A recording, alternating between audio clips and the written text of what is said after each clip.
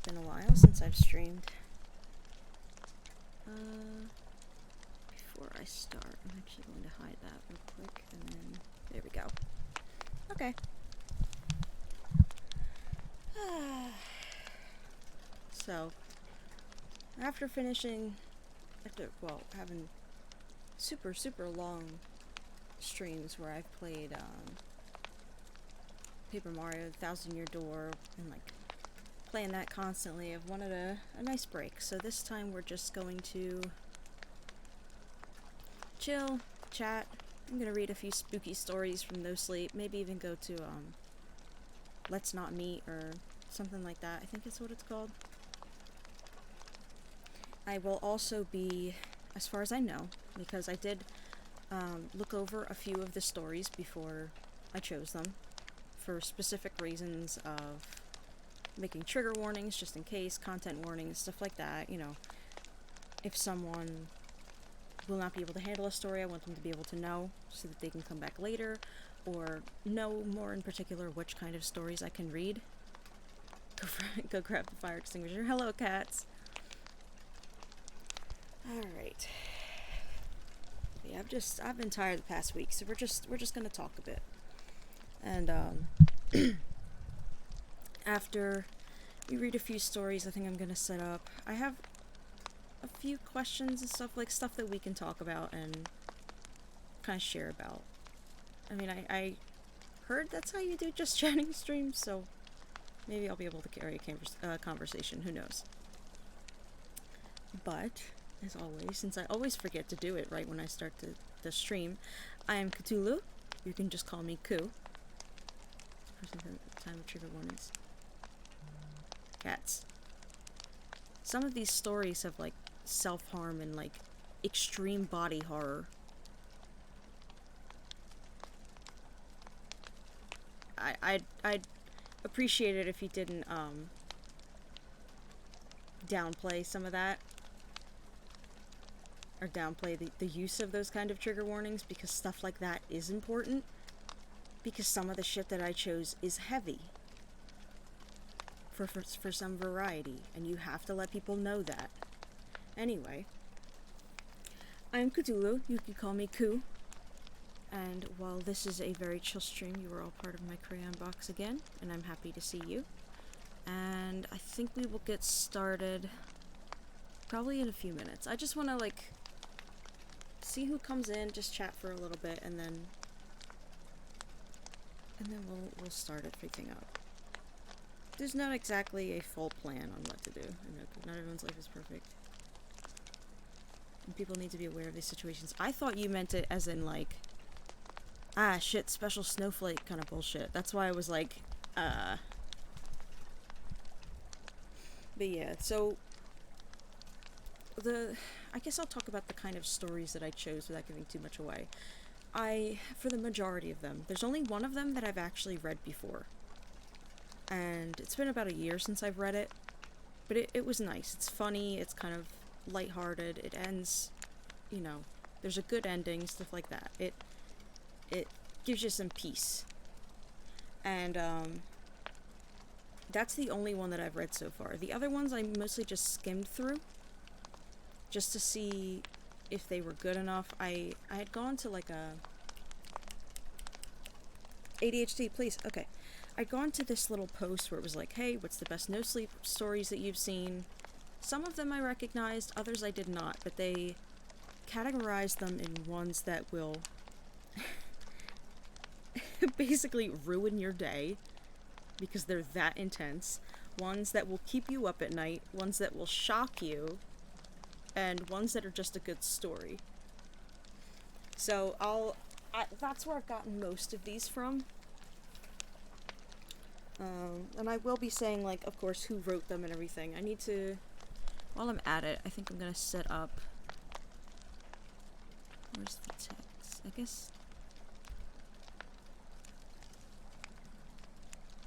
okay, so this is the text one, good.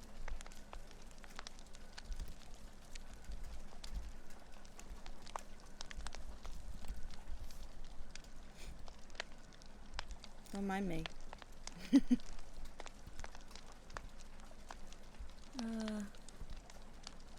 I guess, yeah, there we go. Gosh, this thing's gonna be fucking huge. I don't know why they do this. It's always like this giant ass column.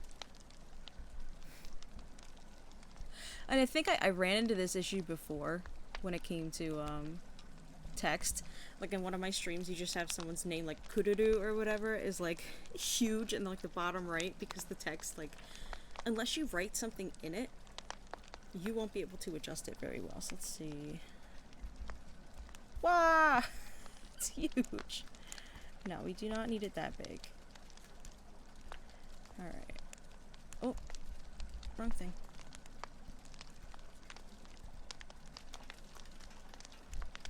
Okay, let me... Whoop. Yeah, it's big. Don't know why it's so big, but... Okay. Let's see if this fixes it.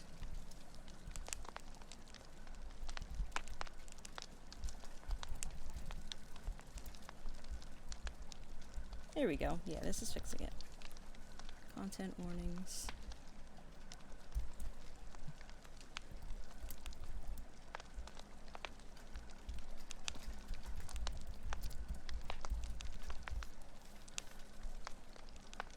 There we go.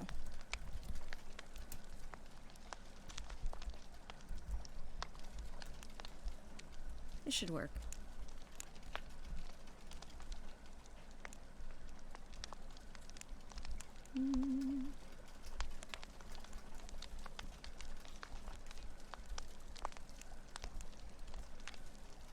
We'll just pop that down here, I think.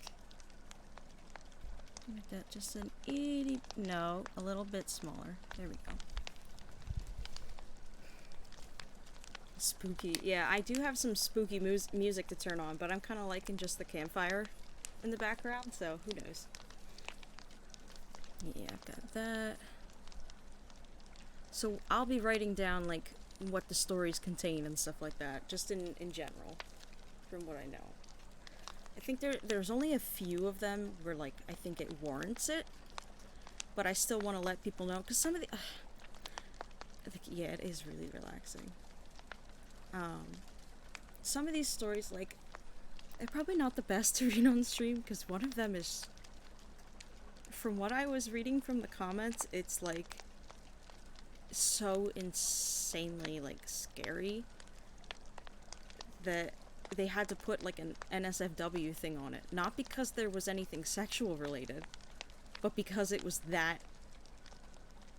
much. So, I really want to read it, but I'm also kind of nervous about it. Anyway. So we've got content warnings. I think I'm gonna do... I'm also gonna do... No, I'm curious.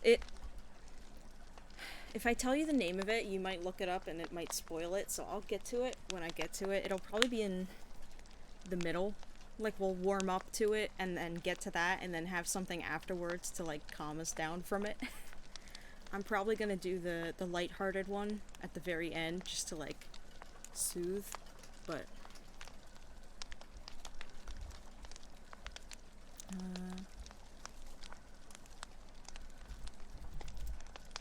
Oop, no.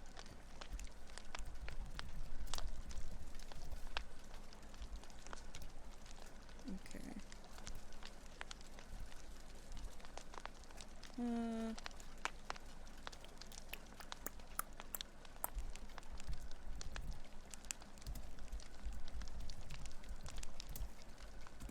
Okay. And I'll put this right above. If only I could, zoom in on my preview, but I can't. So... Alright.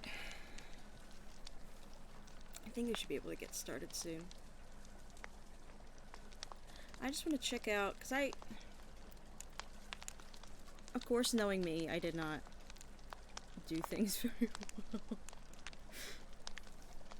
When I had started things out, I had not figured out the the order in which I wanted to do these. That one's good. I'm just reordering. Okay, that one's good. That one's good.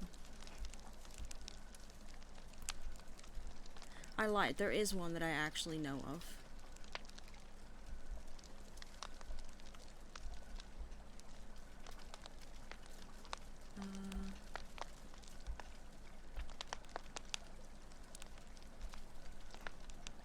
Let me see. I don't, as good as this one of these stories is, I might not do it. Because there's a lot of triggers in that, and it's a story that'll fuck you up, so I'll get rid. I don't want to put anyone in danger. This one might be alright, but so let's see, I've got 1, 2, 3, 4, 5 so far. And I'm gonna look up a few more that are like, they'll legitimately make you lose sleep. Because of course.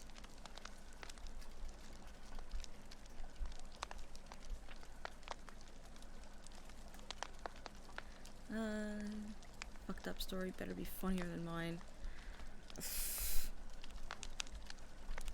I heard. Okay. Maybe I'm just gonna check out too while we're just sitting here talking. So I guess I'll ask. Ooh, fuck. Why is that one? Strong language. That's not like. If you're in a stream of mine, that's nothing new.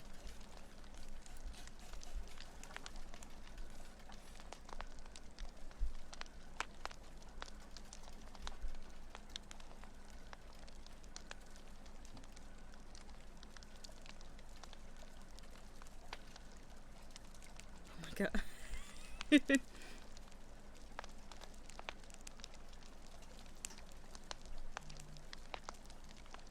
Oh my god. Okay, that's... Whew, one of these... Whoa, okay, I don't think I can read that on Twitch. Oh my god. That is so much...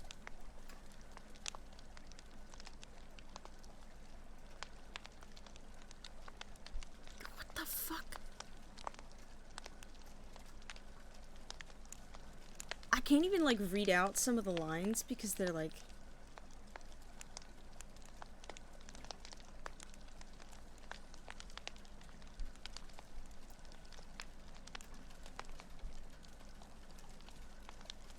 Okay, yeah, I'm gonna keep that one for myself, but it's called the New Fish. That's what this story's called. I don't think I can read that one on stream because that's too much.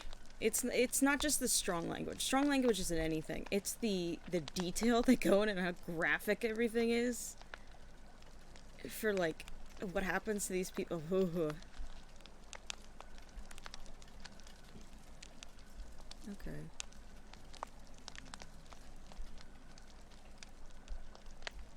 I think this one's going... Okay. I'm just looking over that other intense one real quick.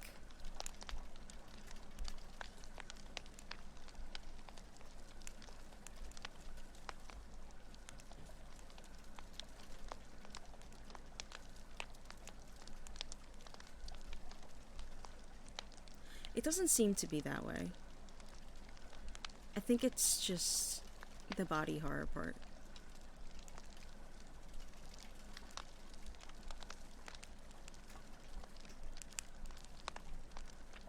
I would not look into Japanese folklore stories. And no, this is more like shit that makes me shiver. I'm very jaded when it comes to horror, like gore horror, especially if I'm reading it. If I'm watching the House of Wax remake and I see someone get their Achilles heel cut, I will flinch this is to that level. Like, it's, I can, just reading it, I can feel, like, ever get, like, shivers in, like, certain parts of your body? Not, like, up your back. I get them in, like, my shins and my knees, and that's when I know I'm like, ugh, no, this is too much. And that's what the new fish was. And that's not even the second, that's not even the whole thing. It's only part 1.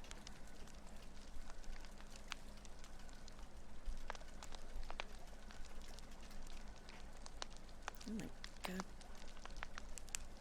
Okay, so this one's okay.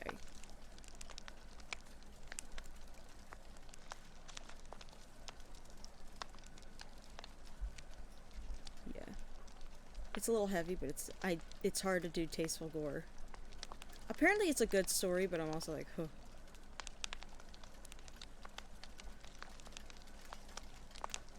Okay. So that one, definitely Where It Is a good one. So I guess while I'm here, if you guys consume, like, horror media, for anyone that's here, what's your favorite form of it? Like, do you watch movies? Do you read stories? Do you play games with it? Like, what's the way that you like horror best?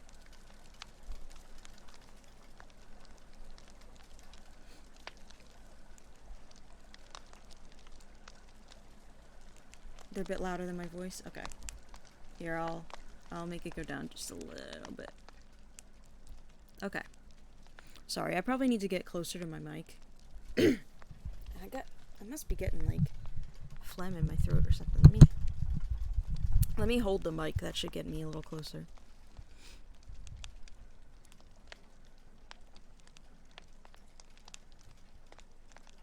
Thank you for telling me, though.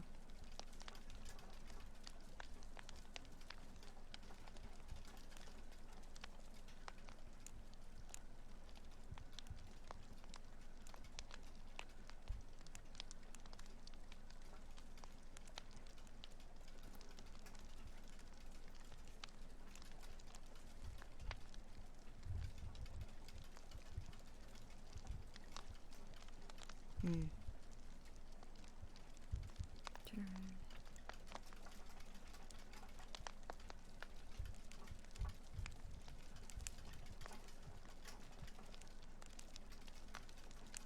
Okay, so I know the warnings to put on that one at least. I know the fears of audio check without proper feedback. It's a nightmare.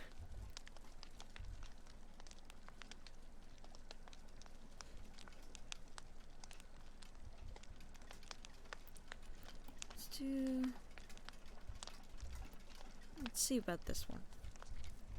Because I want this to go on for maybe like 2 hours, the most.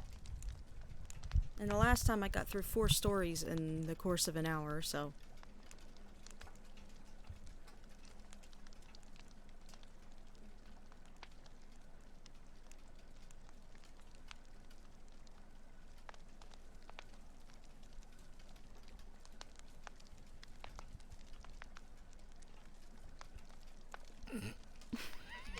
Fuck? I read a comment. It's like an upvote for the power walking demon. See that he gets it, please.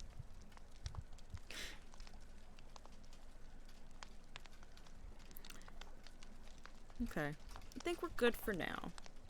I could probably start very soon. So yeah, the first one's not too long, but it's good. It's creepy. I like it. So here we go. I'm gonna bring up the. You'll notice that there's a very big space here, and it's not just so that you can. Hi, Catboy Figgy.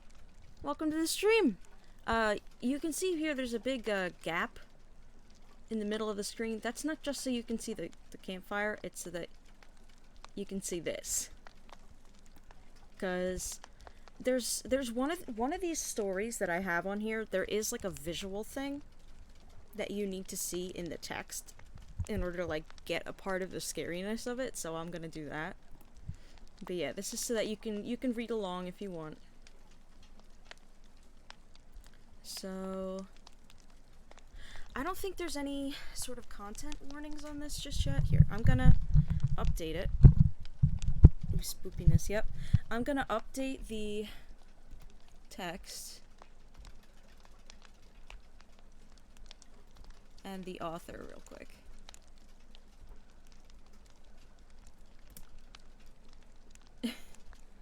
Let's see. This is... Don't worry about it. Okay. It's u/... I think it's that. Yeah. Or is it dome? Oh, there's no T. Okay.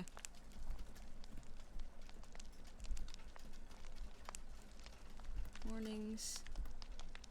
None. We're starting off with a softie this time.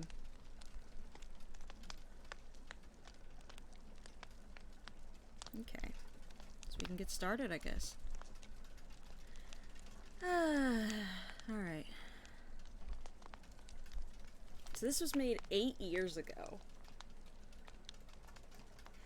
And even though it only has 1.6K, it is a good one. It's definitely a good one. I know that because I've listened to a video where someone else has read it before. It's a goodie.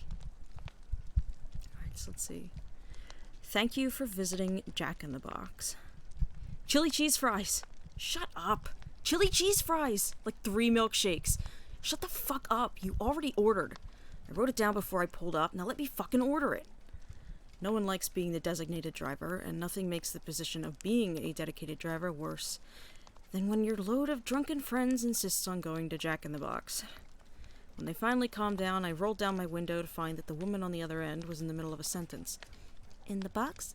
How may I help you? Hi, welcome to Jack in the Box. How may I help you? It wasn't enough to make me suspicious in the moment. She was probably just a tired employee who didn't have the patience to watch the security footage to see when my window would roll down and instead decided to repeat the opening line over and over again. Yeah, can I get a... Hi, welcome to Jack... That one threw me a little more. It was odd, but I cut her off impatiently. Yes, hi! Oh, there was a moment of static. Hi. Hi, can I get a... I ordered. No point in enumerating every last thing. It was a lot of greasy food for a lot of drunk college students. When I had finished, the response was simply, "Is that all?" I'm sorry. Is that all? There we go. The female voice was small and frail, and sounded scared and slightly breathless. I paused. I was starting to get nervous.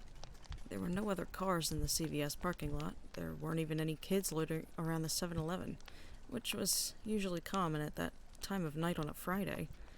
The lights were all functional, though, and there were cars going by on Abbott Avenue right beyond the low lining of bushes at the edge of the lot. I tried to feel relieved. It was 2 a.m, and I was dealing with a timid, odd, night owl employee. Yeah. Come to the first window. This time the voice was much stronger. It was full-bodied and professional. Well, that's not how I said it. It was shocking in a way that I didn't really understand. But I pulled forward just as my friend Sandra reached forward and twisted the volume of the electronic song playing off of Ethan's iPod. I sighed. When I stopped at the first window, I was greeted by a charming blonde face. She smiled through the closed window before pulling it open briskly and announcing in that same confident voice, "$23.45, hun." I handed her my credit card and she took it, turning away from me to run it. I fell into the drunken interactions that were going to be on the car for a moment, asking Ethan to see if Sean was still breathing, telling Taylor to stop singing loudly and crudely. I forgot all about the window for a long moment before I realized that I was probably being rude. When I turned back, the woman was still turned around. Ma'am? When she turned back, her skin had gone ghostly white. She was visibly shaking and her teeth seemed to be chattering. She was scratching something just behind her right ear out of my view, vigorously. Her huge blue eyes were open wide, communicating what I can best describe as shock. Despite the fact that she was shaking, though, when she brought her arm up, it was steady. She handed me my credit card and receipt, leaning forward to do it. Her face was closer to mine than that of food cashier's ever been. And when she smiled, I recoiled. It was sudden, mechanical, and without a doubt the falsest smile I had ever seen. It looked like her mouth had simply been stretched to give the illusion of a smile. She spoke in that tiny, scared voice. "Drive through to the second window, please." I had to say something at that moment. "Are you okay?" She leaned back into the restaurant, still wearing that smile, and closed the window, but she didn't stop staring at me. The shaking subsided. The smile did not. The second window was also closed. I pulled out my phone and checked Facebook, trying to get my mind off of the noise in the car. I was used to Jack in the Box taking like 2 minutes, and when 3 went by, I started to wonder. When 7 went by, Ethan got out of the car and walked over to the window, knocking on it and screaming for food. When she finally came to the window, I got out of the car and pulled Ethan away from it. When I realized it was the same woman, I froze for a moment. It was never the same woman.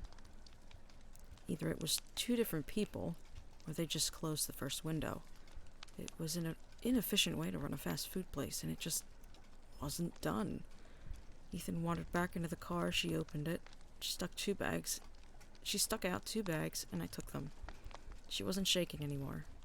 She looked calm, except for her vacant expression. She was looking right at me. "Are you okay, ma'am?" I noticed at that moment that I couldn't hear any sound coming from inside the restaurant. You can always hear the clanging of the kitchen, no matter when you visit Jack in the Box. But all I heard was the rumbling of my idling engine. Suddenly, the woman's eyes snapped to mine, and once again they got big. Despite the fact that her expression remained composed, her upper lip trembled for a moment. "Ma'am?" Just then I saw headlights in my rearview mirror pull into the drive-thru. When I looked back, the woman was staring intently at the headlights before her head snapped right back to me. She scratched behind her ear again, and I noticed for the first time that her thumbnail was missing. There was nothing but blackened, rotting nail bed. And then she dropped her hand, and her expression molded into one of curtsy and service. She smiled that same dead smile. "Thank you for visiting Jack in the Box." She slammed the window shut. My friends ate everything in the car, moaning with pleasure with every ketchup-covered fry and jalapeno popper. When we got home, everyone managed to stumble inside, Ethan carrying the last bag, eating the occasional stray fry out of the bottom. I went to bed without so much as a word. The next morning, I noticed that Ethan had dropped the bag in the hallway. I begrudgingly picked it up and was about to throw it in the trash can when the receipt fell out, along with a couple of ketchup packets. I hadn't read it, because who does? I just shoved it in the bag. But when I picked it up, I realized that 3 words had been scrawled on the back in a barely legible, shaking scrawl. "Don't eat it." So, I do like to talk about these after I read them.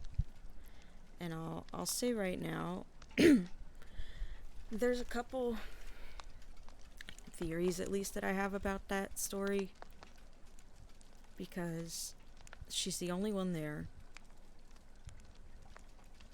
And she's constantly scratching behind her ear. She looks terrified. Like she wants someone to help. You can't really tell whether it's someone taking the employees and cooking them or if something else is going on. It's just very... No, that's not a creepypasta. A lot of no-sleep Reddit or r/no-sleep stories are fake. They're fictional. They're just people writing horror stories. The ones that tend to be true most of the time are the, I think it's r/let's not meet or something like that. So, they're not creepypastas because they're not something... Like, creepypastas are, like, in their own sort of world, I guess. Stories that are spread across the internet. These are just stories on Reddit that people post for fun. Yeah, this one... There is no real answer to what happened. It's very, minor. She obviously looks scared. She's scratching like she's nervous. Her fingernail wasn't there. She's the only one there. So it's all just kind of like unsettling. Open-ended creative writing is great. Yes, it is. So that one was kind of short. Let me see what the next one is. Okay, the next one ups things like a little bit. I don't think it's...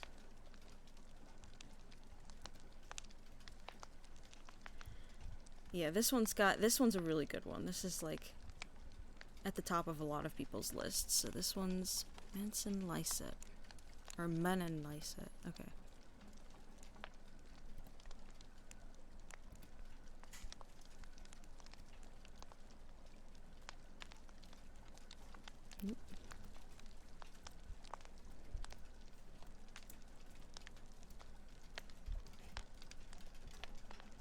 I think that's what it is, right? Yeah.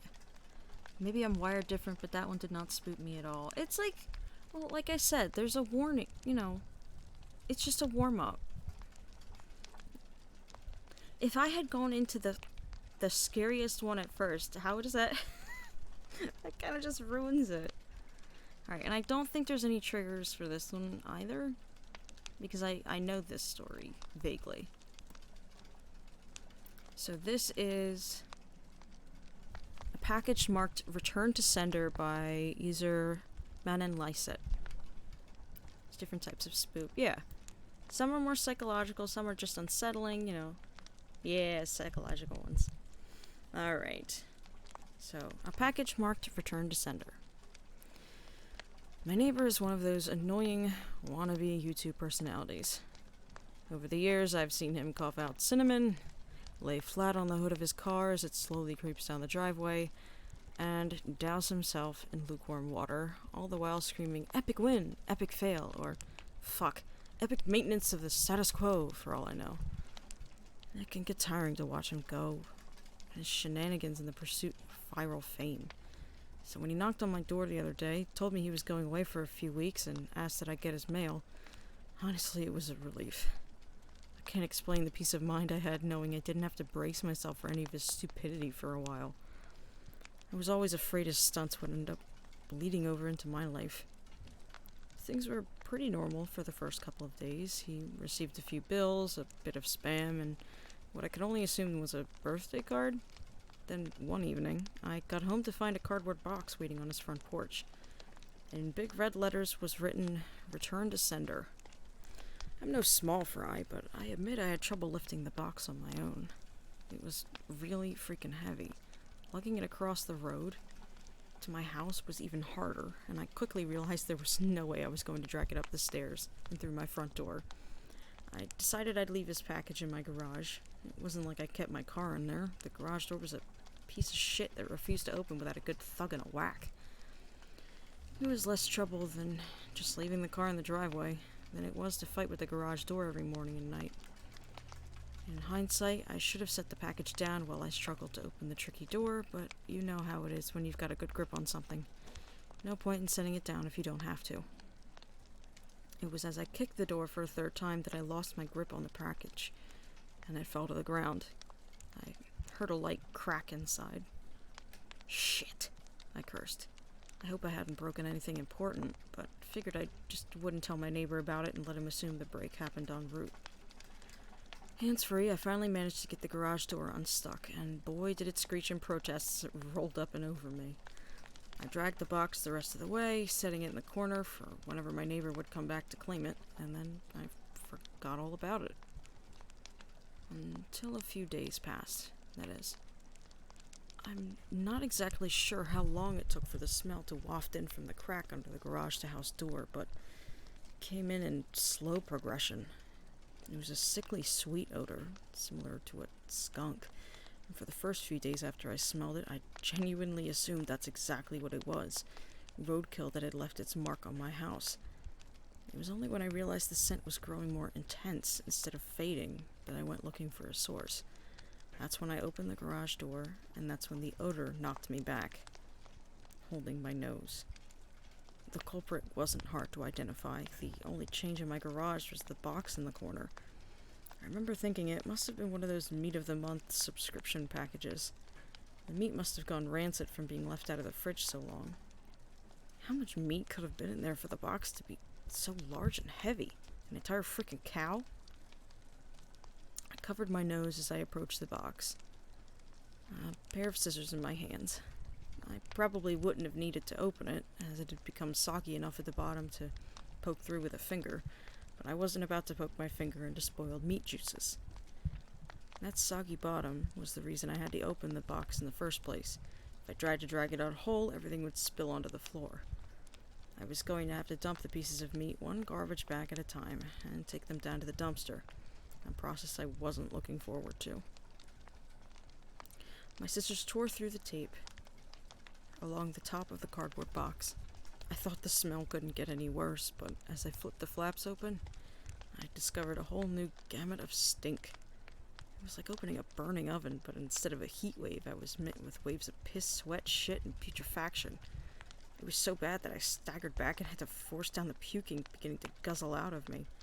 I don't think I could have handled that scent mingling with the horrors coming out of the box. I'm not ashamed to admit I ran out the door for a breath of fresh air, but in the short time I'd spent in the garage, the smell had become so ingrained in the fabric of my clothes that it clung to me like a shadow. Nothing I tried could keep the smell out of my nostrils, not even air fresheners, not a face mask, not 3 showers and a change of clothes. Every second that box lay open in my garage, or that another second the smell was allowed a foothold in my home, I had to bite the bullet. I returned to the garage, the flaps of the box still open, as though inviting me to look. I was prepared, clothespin pinning my nostrils shut, garbage bag in one hand, the strongest cleaner I could find in the other, and long rubber gloves to keep my skin from having to touch what was inside, but as it turns out, I needed none of those things. I wouldn't have to touch or clean the contents of that box. I would only have to suffer the nightmares every night. You see, there was meat in that box, but it didn't come from a cow or a pig. No, it was worse than that. It was my neighbor. Dead. Still in one piece, but dead. I called the cops, naturally. They took me in for interrogation. It's kind of hard not to suspect the man with a corpse in his garage, after all. Thankfully, they soon realized I wasn't involved. My DNA might have been all over the box. The smell might have left a mark throughout my house. But there was one piece of irrefutable evidence in my neighbor's own hands that proved my innocence. A vlogging camera. They showed me the footage only once. I'm not sure if they were allowed to, or if they felt so bad for me they figured it couldn't hurt. Either way, I saw it. My neighbor was sitting in the box outside of a shipping facility, laughing as he told the world how he was going to mail himself across state lines. He'd brought pee bottles, food, a pillow, and a few flashlights. His friend, a guy I'd seen at his place several times to help with his stunts, closed the lid and presumably dropped them off for shipment. For the next couple of hours or days, I'm honestly not sure, my neighbor recorded a few short clips about his progress. I think I'm in a truck now. I can feel it moving. Must be in a warehouse. Pretty warm here. Still got plenty of food. That kind of stuff. And then, on the last entry, the box toppled over, he broke his neck, and that was it. The camera recorded until either the memory card got too full or the battery died. The one thing I didn't tell the police after they showed me the video, one thing I heard in the footage that will haunt me to the day I die. Just after the tumble that broke his neck, I heard the familiar screeching of my garage door. And that is the end of it. Yep, that's fucked. Hi, Adia, by the way. It's nice to see you. We're reading spooky. So yeah, that's... I mean, like the guy... It was real good for horror, though. Thank you. Like the guy said, it wasn't his fault because he had no idea what was inside of it. I'm pretty sure. I'll tell you actually a short. It's like a fun fact. Also very calming to listen to while working on stuff. Thank you, Figgy. There is such a thing. What is it? Back when mailing was first being established, like post carriers and stuff like that. There was a case of a little girl. I forget her name. This is all true, by the way. A case of a little girl who, she was small enough that she was under the package weight limit, technically. And her parents, instead of wasting time and money getting her to a family member's house to have, like, some lunch or something with them, they checked her into a cargo train. No, this ends well. This one, at least. She was fine. She got there safely. But she wasn't inside of a box or anything, but she was under the weight limit, so they put her on the train, and she was there just in time for lunch. It didn't take that long. The thing is, once people heard about that, people started doing that more often, and of course, things did not always turn out well. Deaths, injuries, policies broken, and stuff like that. So they actually, they outlawed any sort of human packaging in any way. So the thing that he was doing in this story, that YouTuber, was entirely illegal. The person who found him couldn't be blamed no matter what. It was all on him. Yeah, rightfully so. But yeah. Like, I've heard of people wanting to try this, but this is probably exactly how I can expect it to go. Also, something that I mean, this guy was stupid already, but thinking about it, if he hurt his neighbor, you'd think he'd be like, hey, can you get me out of the box? Hey. Instead of just, like, staying quiet. Still hard not to feel guilty. Yeah. Well, definitely.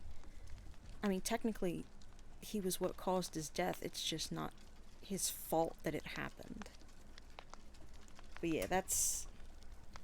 God, that would have you in therapy for a long time. So let's see. What's the next one? The diner. Okay. I have not read this one yet. I'm going to actually skim through it real quick just to make sure there's no content warnings that I need to add. And then if I don't see anything, then we'll just go on with it.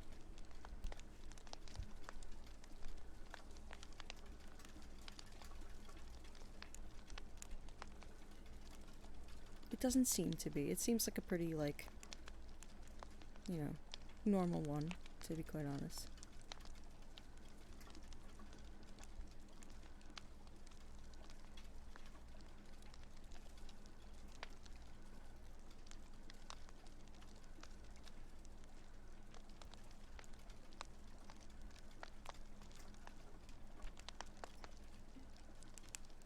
Yeah, I think this one's more of a supernatural sort of story. Paranormal.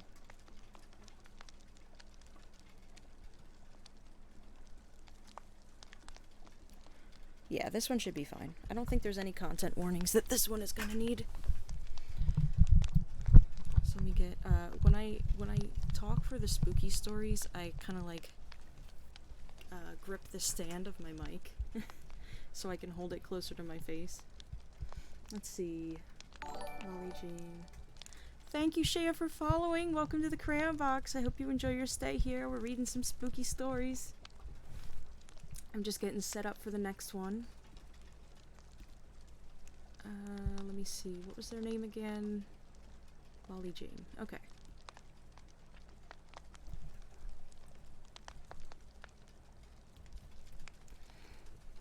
There we go. No content warnings for this one. Time for spoop. Yes, time for spoop. Alright. Oh, window capture. There we go. Alright, the diner.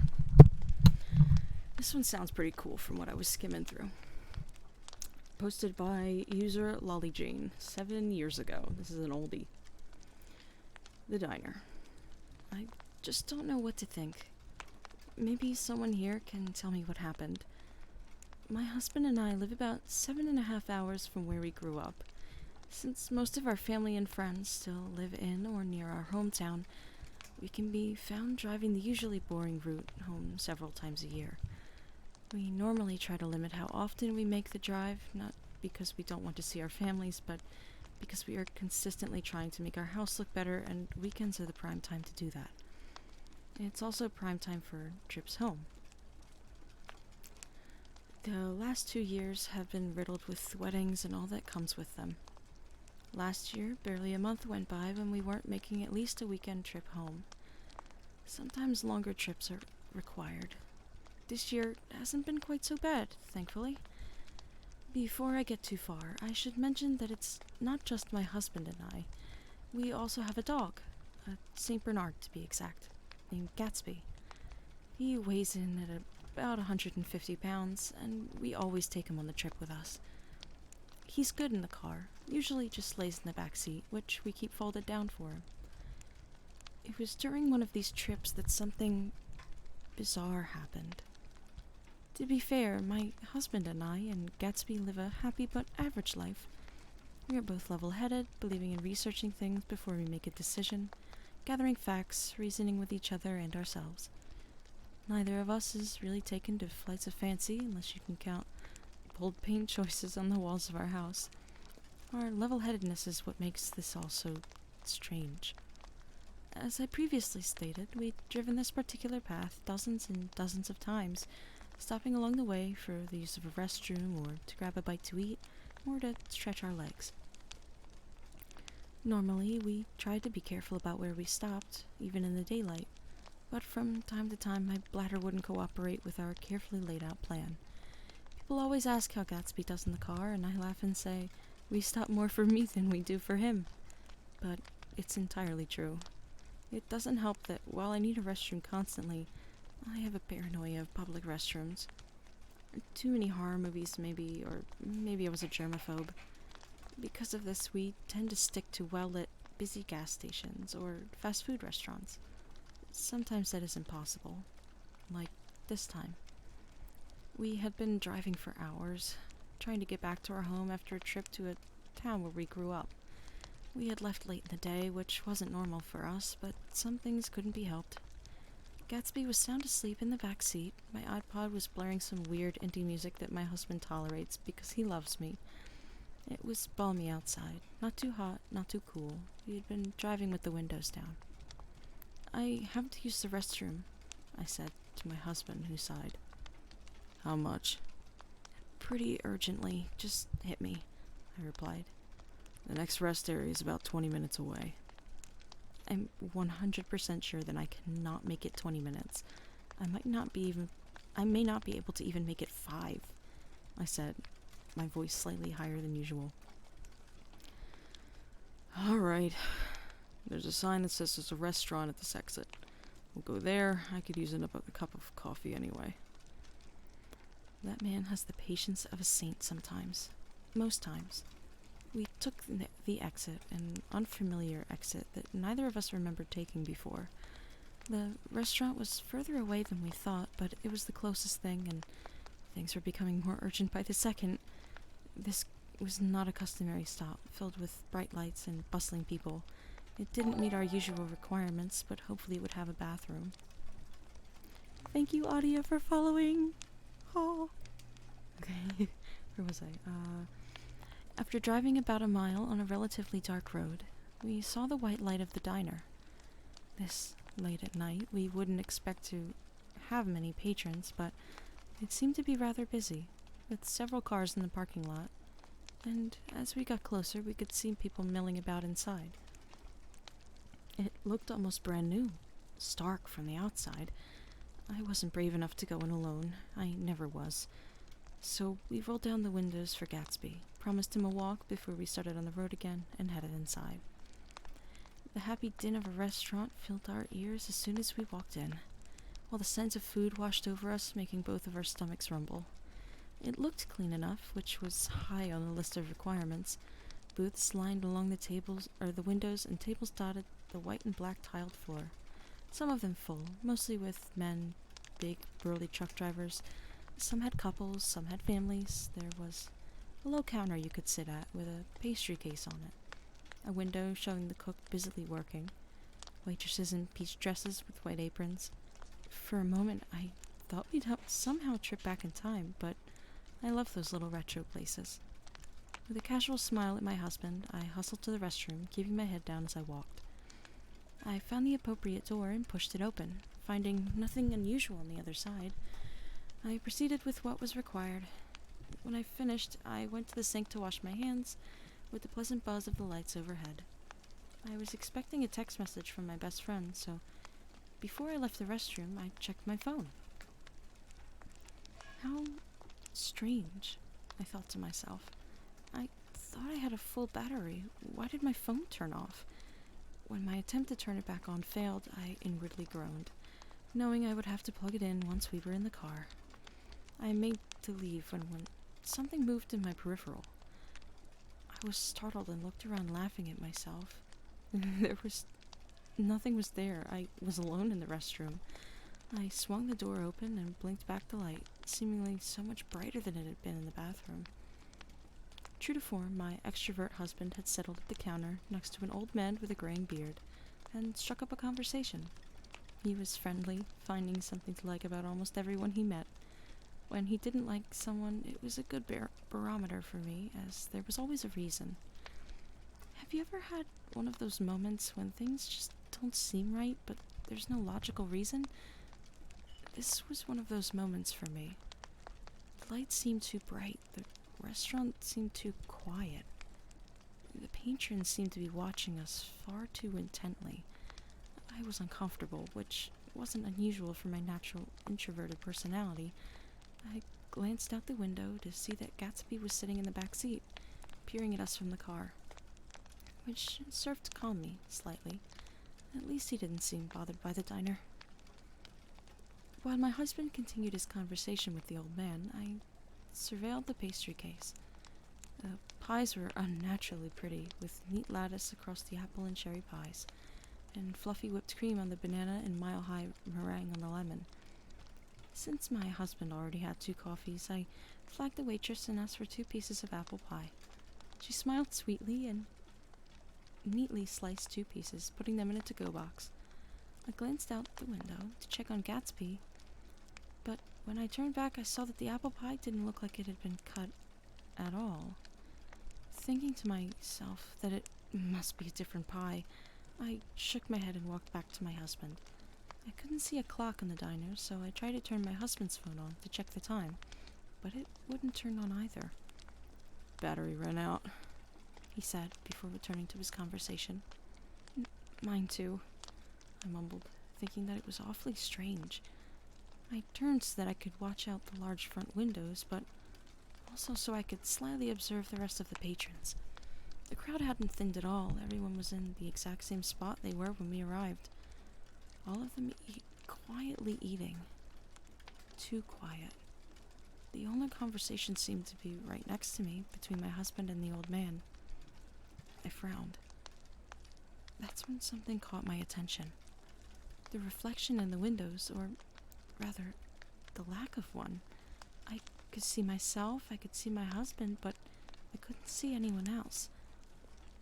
The uneasy feeling that had been nagging me was screaming now, reasoning that there had to be a logical explanation for their lack of reflection. I took a deep breath, trying to silence the unease, and took a few steps towards the pastry case, hoping that it was the angle that I was viewing from. No such luck. I racked my brain, trying to come up with a solution to the problem, when I remembered that I had a compact in my bag.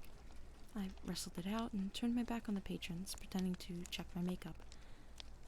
I could feel the color drain from my face when I looked in the mirror and saw that there was no one behind me. I tilted the mirror and turned my body, all to no avail. In my haste to see reflections, I had moved closer to one of the waitresses. I offered her a smile, but she didn't return it. Instead, she placed her hand over mine, so softly that I could barely feel it, except that it was cold. Much too cold. I looked at her skin. It wasn't right. There was no happy color to it, no pink or peach or red. It was gray, almost as if there was no blood moving beneath it. My eyes met hers, which were filled with concern or worry or warning. "Get out while you still can," she whispered. My heart raced as I spun towards my husband, still carrying on that conversation. My eyes flicked around the restaurant and I noticed that the abnormally still patrons were now beginning to get restless. I pulled a bill from my wallet and tossed it on the counter to pay for the coffee and the pie. I'm not sure why I thought it was important, but for some reason I did. "Honey, we should go. It's... Ooh. No, that's not where it should have been. Okay. Honey, we should go. It's getting late and Gatsby is waiting for us," I said, giving his arm a slight tug. Something in my voice, or in the way that I pulled on him, told him something was wrong. He looked up, and I shook my head to silence the question I could see in his eyes. "It was nice to talk to you.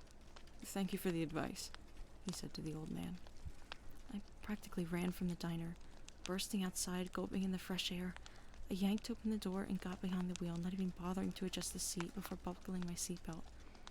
My confused husband climbed into the passenger seat with the coffee in his hands.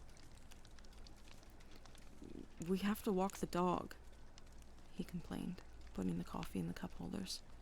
"Not here," I replied, starting up the car.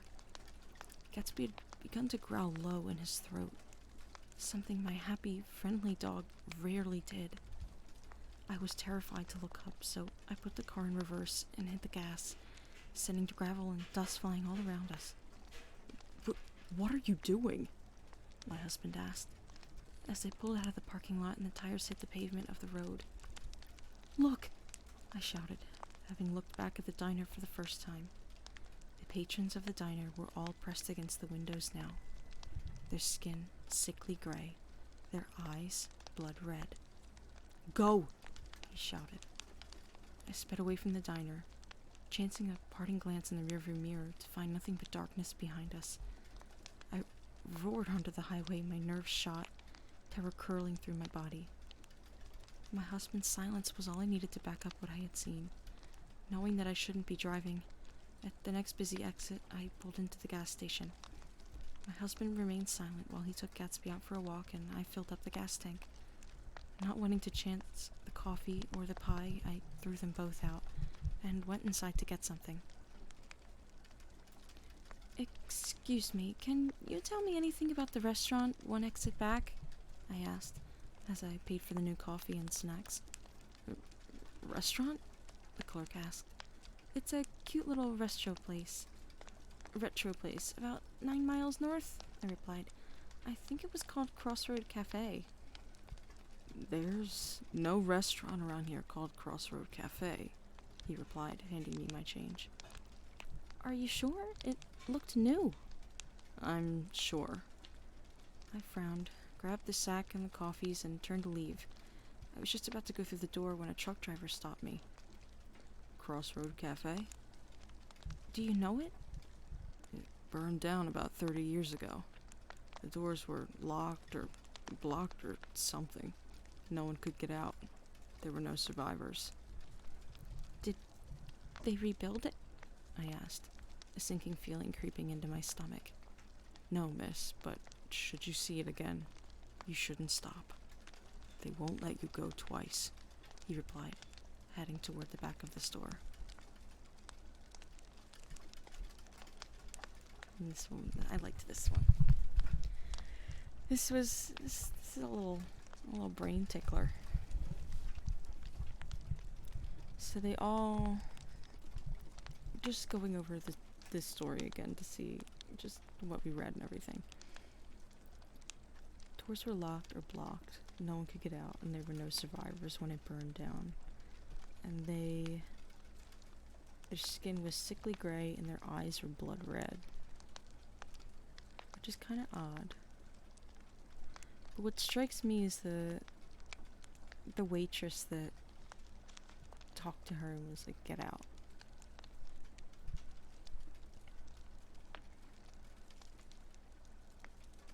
I guess maybe she just felt she was lucky and walked out or something like that, but this one was pretty good.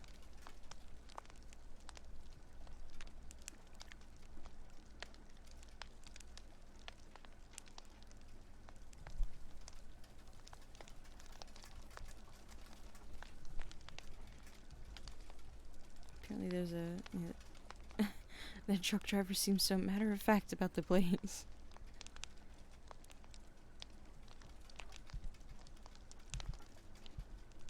The accompanying advice. Yeah, that was the one thing that never...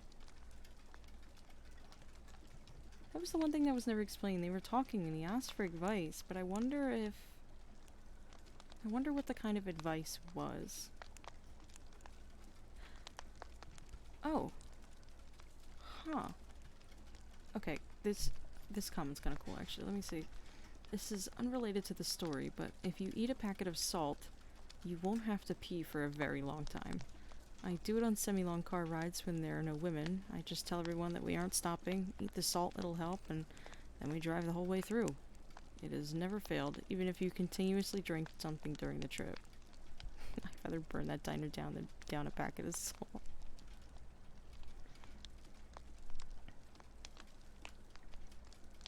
Yeah.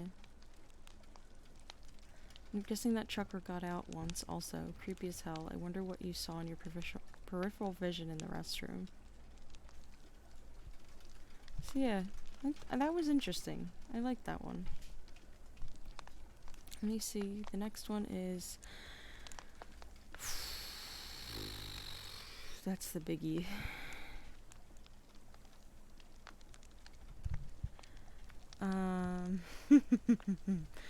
That's the one that definitely needs some content warnings. You fish at his playground.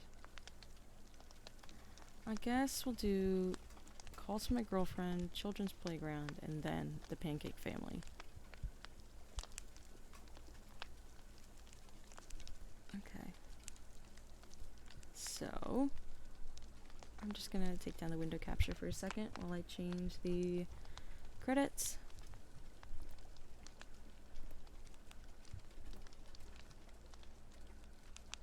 John Comics, okay.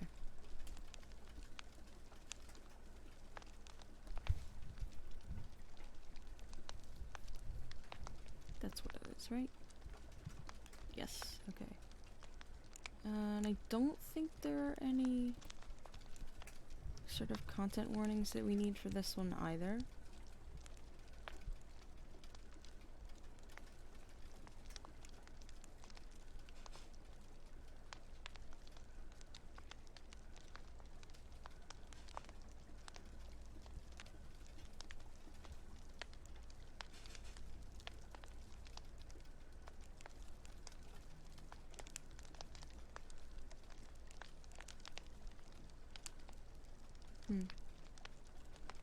I think this is a two-parter.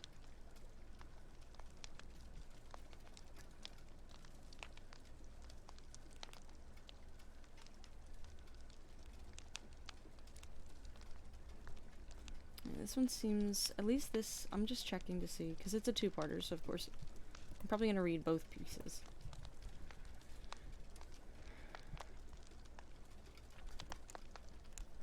Calls from my girlfriend, calls from her boyfriend.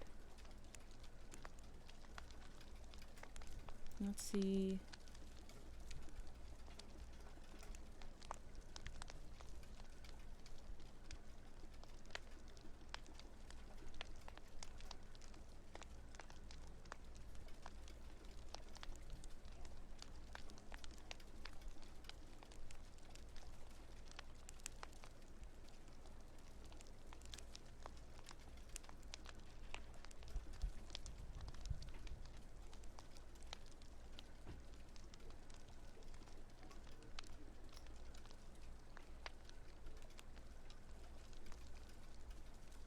Ooh. Ooh, I think this one's gonna be a good one. Okay. So this is a two-parter. I'm gonna go back up. We're gonna do this. Okay. Ready to go once more. So just as a little checkup.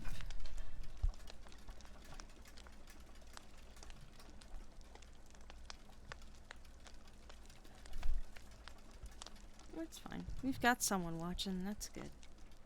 Whoever it is. Yeah, I can tell people don't like the streams I do where I'm not playing games, but you know what? I like this. I like reading these stories. I like chilling. It's probably because it's so early in the day, honestly. It's about 4:05 p.m. for me right now. Normally I would do these later in the day, and tomorrow I'm going to be streaming later in the day, but because I have an event with friends coming up in about 4 hours, I can't exactly do that, so we'll just do it this way. So this was posted by user John Comics about 8 years ago. Calls from my girlfriend. It was a late night last night. I paid the taxi and stumbled back into the apartment, trying to be quiet but managing to bang into damn near everything. Cringing at everything I knocked over. I groped my way through the dark into the bedroom. It must have been 2, maybe 3 in the morning by this point. The bar was closed, that's for sure. I stripped to my boxers and tried to crawl into the bed as stealthy as I could. My girlfriend would definitely be pissed off at me getting home at this ungodly hour. She didn't stir, the blanket rising and falling slowly with her resting breaths. I slumped down onto the pillow, eyes droopy and breaths heavy. I was nearly passed out before I'd even touched the cool, silky sheets. I could feel the room spinning away into a dream when my phone began vibrating. I groggily rolled to the side of my bed, reaching for the rumbling hums. I looked at the screen. It was my girlfriend's number. She must have left it at a friend's house, and they were calling my phone to let me know. I answered it. Hello? I slurred. Hey, babe, I just got home. Could you help me bring in the laundry? Oh, wait, no. Never mind, that's not her. Hello? I slurred. Hey, babe, I just got home. Could you help me bring in the laundry? What? That was my girlfriend's voice, but I snapped my head to the huddled body laying next to me. My mind spewed infinite scenarios of what unimaginable horror waited for me under those sheets. My stomach and my throat, eyes wide with terror, I grabbed a handful of blanket and snatched it away from what it covered. She moaned into consciousness and stared at me, confused. I shined my phone in her face to see if she was some sunken-eyed specter. No, she just looked really pissed off. She saw my eyes wide and mouth open, stupidly. You stupid drunken asshole! Go to sleep! She seethed and smacked me with a pillow. She kicked my side a few times, grumbled some obscenities, and flipped it over towards the wall. Yep, definitely my girlfriend. I must have hung up the phone because it began vibrating again in my hand. I jumped a bit, but my nerves still a bit frayed. It was her number again. I answered it, and she spoke again. Hey, babe, I just got home. Could you help me bring in the... I hung up right away. It sounded exactly like her, but she was asleep right next to me. Her basket of clean clothes was in the corner, filled with folded things she hadn't put away today. I remember her bringing it home earlier because she called me this afternoon and I begrudgingly dragged it all up the stairs for her. I crawled over to the window and with 2 fingers separated the blinds so I could peer through. I scanned the lot for her car and saw it nearly directly below our bedroom. It was weird. It looked like she was in the car, but the longer I watched, the more it sank in that there was something very, very off. Her neck seemed too long, her shoulders much too narrow, and her head too thin. Her face began to twist to the side, all the while a toothy grin stretched wider and wider until it was touching both her ears. Her large shadowed eyes were staring straight forward into the steering wheel, until suddenly her face snapped upwards, her black eyes wide and staring hungrily into my window. Her mouth began to open into an impossibly cavernous grin. She raised a gangly hand to her head. My phone began to vibrate once more. I had been staring in shock and complete disbelief of what I was experiencing.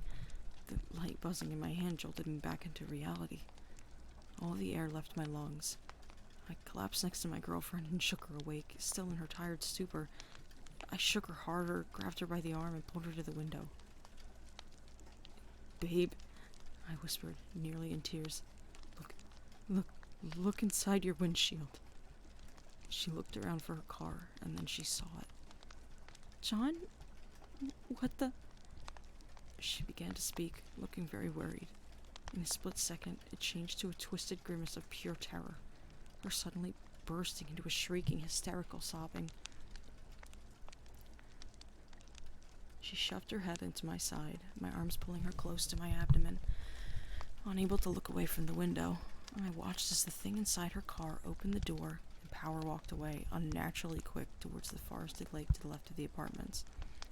And something I read down at the bottom is, when he means power walked, he means, like, sauntered in a very unnaturally quick way, like rewinding a VHS tape. It kept its head turned towards me the whole time, its neck bending gruesomely backwards as the rest of its body strutted away. It wasn't grinning anymore. It was frowning. It almost looked sad. We must have tired ourselves out from all the surges of adrenaline-fueled fear, because right after it walked away, I remember waking up in the daytime. My letter was still tangled in my arms, as both slumped towards each other like the letter A. I checked my phone to see what time it was and saw that I had 16 missed calls, all between the time of 1 a.m. and 7 a.m. this morning. We hadn't tried calling each other since yesterday afternoon, before it all happened. I had no idea how her phone had been used like this, as it was plugged in next to her all night. There weren't any outgoing calls from her phone to mine. What's weirder, though, is that when she checked her phone, she also had 18 calls, missed calls, but from my phone number. Each one, same as mine, was made between the time of 1 and 7 a.m. I didn't really know what to say about her, so I said, "Well, babe, I guess that means no more late-night taco runs for a while." We didn't laugh. Edit, I'll update you guys as soon as more occurs. Edit 2. Let's start. This is to update those of you following the events that happened 2 nights ago on the twilight between the 27th and 28th. For those who are unaware of what's been taking place, please take a look at the previous post. This will all make a bit more sense. Thanks, guys. We spent the day of the 28th in a weird funk, both calling into work and consoling each other. We made sure never to be alone until we were positive things had blown over.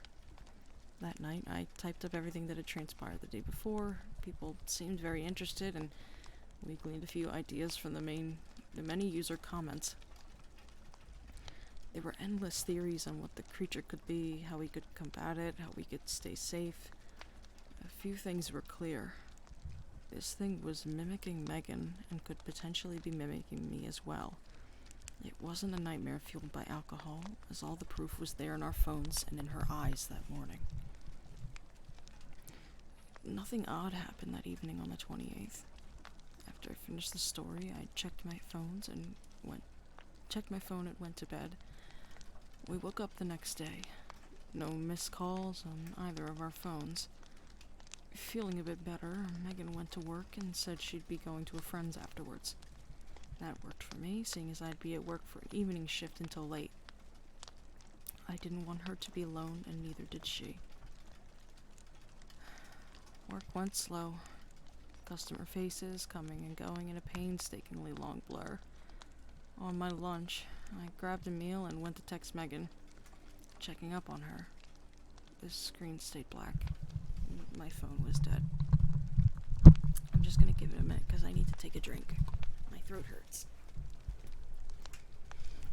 too gravelly. Probably gonna lose it soon. Okay.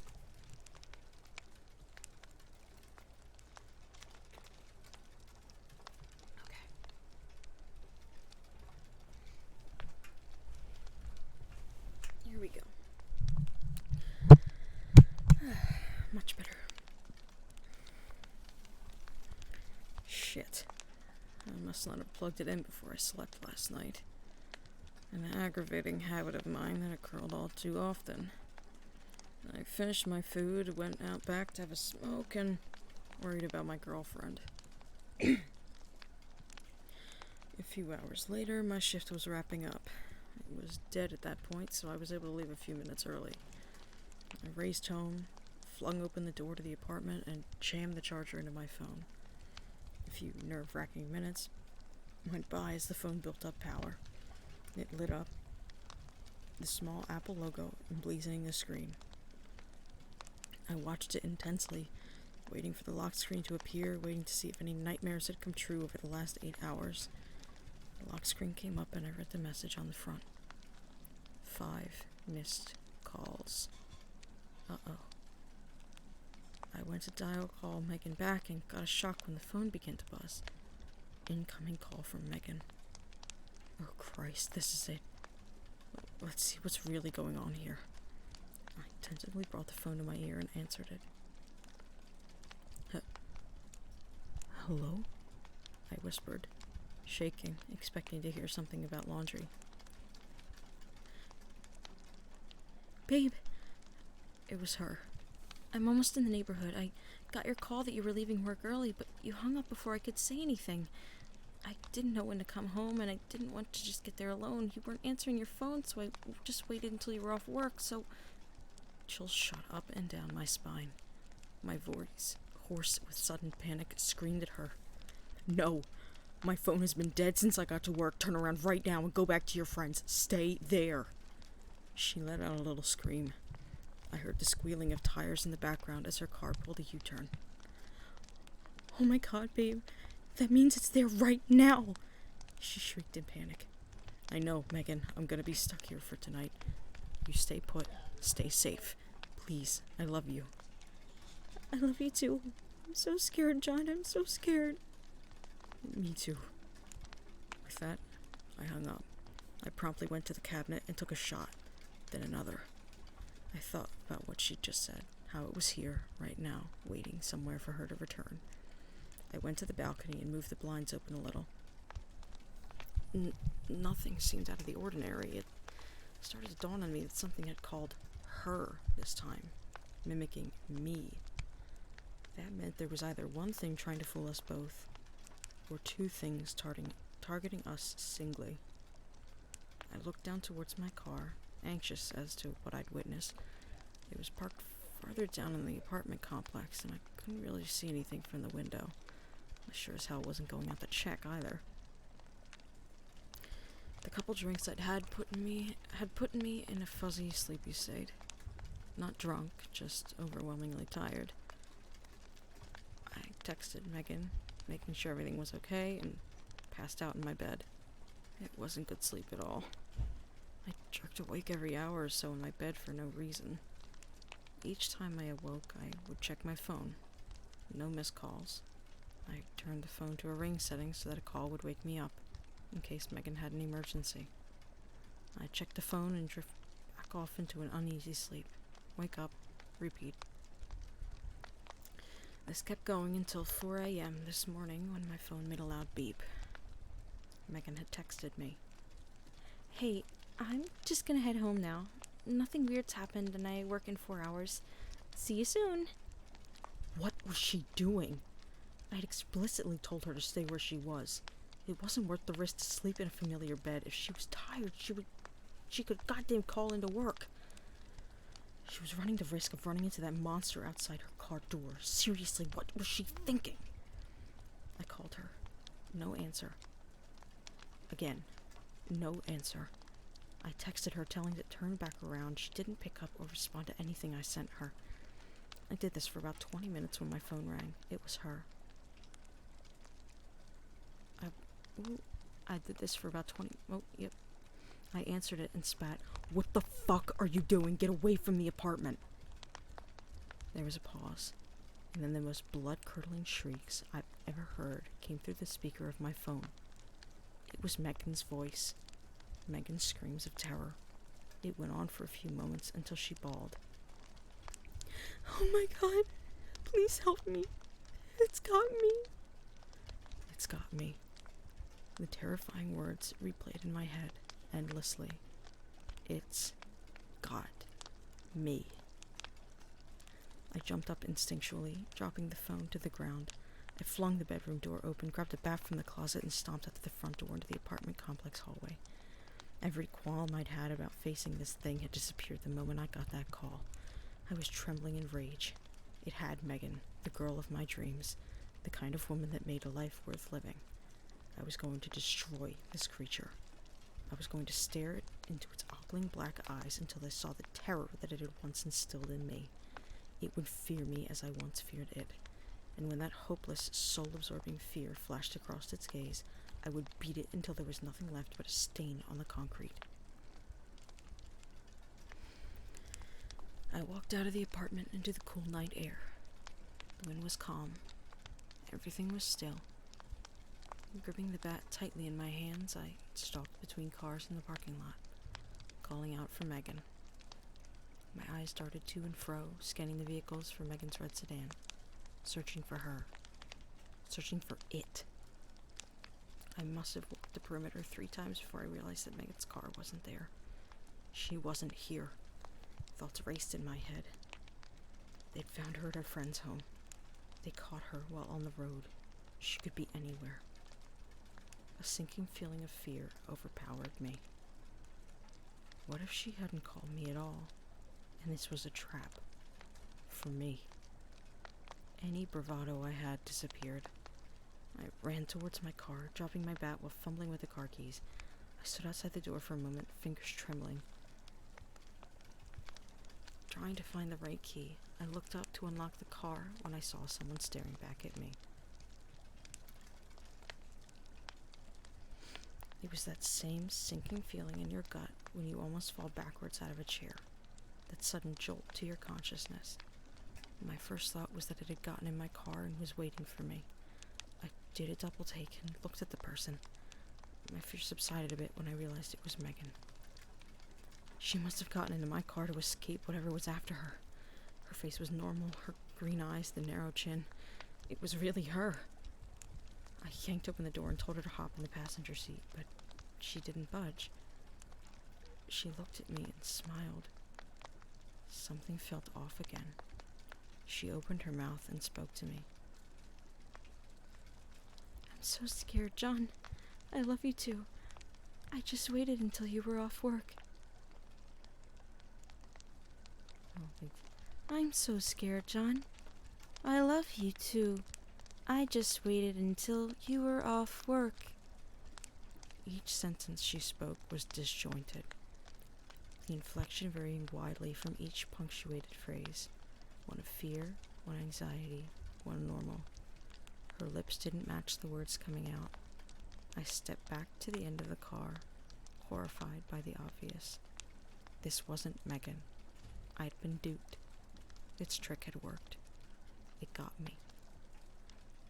A long, thin leg emerged from the open door as it pulled itself from the seat. Each limb was contorted, lanky, and stretched. It stood up a foot taller than me. It continued to smile as it began screeching those same panicked words that I had heard from the phone. The same shrieks of exasperated fear that my girlfriend had made minutes ago. Its lips, moving at their own pace, continued to scream at a disjointed speed. Megan's familiar face, watching me, plastered onto an unfamiliar monster. I hadn't moved that whole time.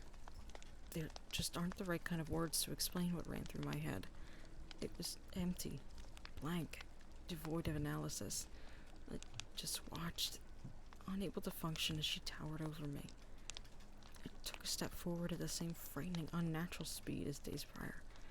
That movement jolted me back to my sentences. In half a second, she stood 6 inches away from me, her neck craned over my head, staring directly downwards into my eyes. I didn't scream. I couldn't. I stumbled backwards, turned tail, and sprinted faster than I ever have before in my entire life. As I ran towards the apartment door, I heard nothing behind me except those painful screams. No footsteps, no panting, no sounds that would indicate a speedy chase. That run felt like forever. My feet clomping loudly, punctuated by the shrieks.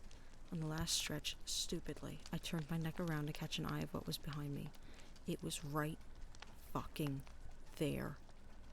That was when screams began pouring out of my throat. I screamed wildly, uncontrollably loud. Each sprinting step I took, it took 5 small, shuffling steps to match. It moved like a cassette tape on fast forward. Each movement a blur. Each stride a jittery shake. Its footsteps made no sound. It didn't breathe. It was unnaturally silent except for the screams from its chattering lips. I swung open the door, jumped the steps 4 at a time, and locked myself in the apartment. Darkness, emptiness, maniacal screeching behind the 4 inches of wood between my apartment and the hallway. I looked through the peephole and almost threw up.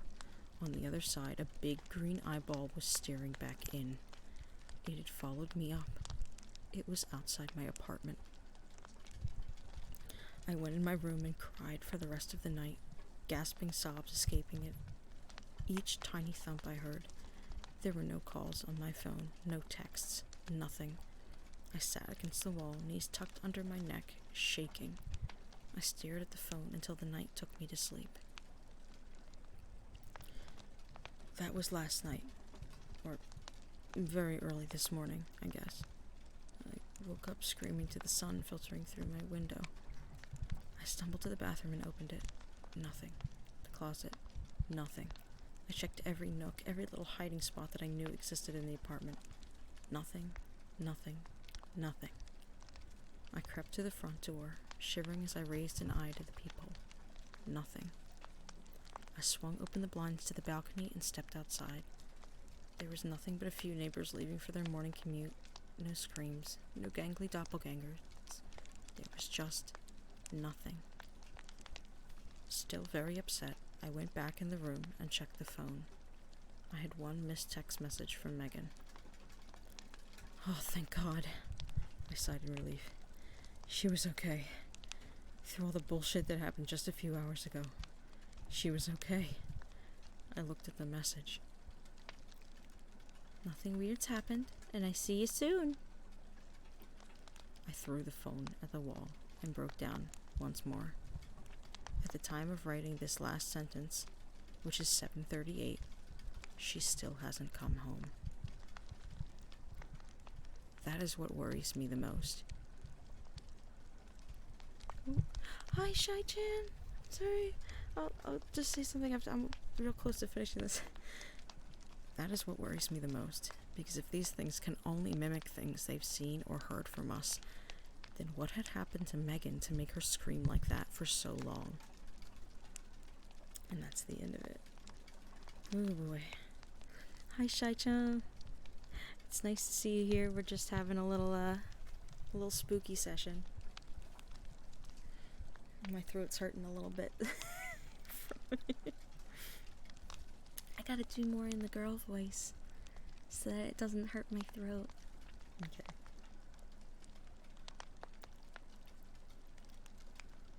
Call me a coward, but I'm staying this as long as I can. She should be home by now, as she's always off at 4, so I don't know. Still no contact from her at all. What does this monster pay for 2 different cell phones? I'll admit I grinned. Haven't smiled in days, so thank you. So that's weird. But yeah, that one was... Yeah, his girlfriend's dead. She ain't there no more. She did. I can't even imagine. Like, I've heard the Ruth Price recording. Don't look that up, by the way. Don't. Just don't. It's literally the recording of an old woman being brutally murdered, and the most inhuman screams I have ever fucking heard in my life. So, don't listen to it. But, that's what I imagine when I think of that. When I think of, like, what it must have sounded like. Which, by the way, I did not look that up on my own. That was just in a random video, like a random spooky story video that I was watching, and then that came up and scarred me for about 3 days. Alright.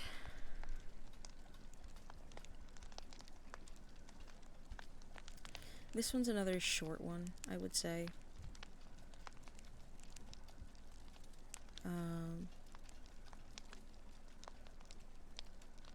This one does have content warnings, though, so I will put them down. This crying crow.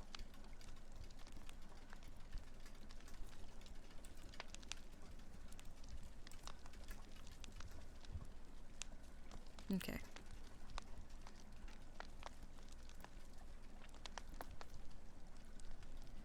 And warnings.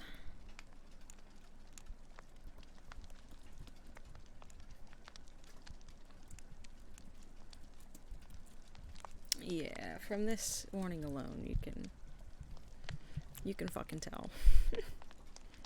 So, one of the warnings in this is child death. So if it's not, it's more like the last realization, I guess, kind of child death, but still, if, that bothers you or anything, then I suggest, I guess, coming back in maybe 10 minutes, and I should be done by then. But we shall start this.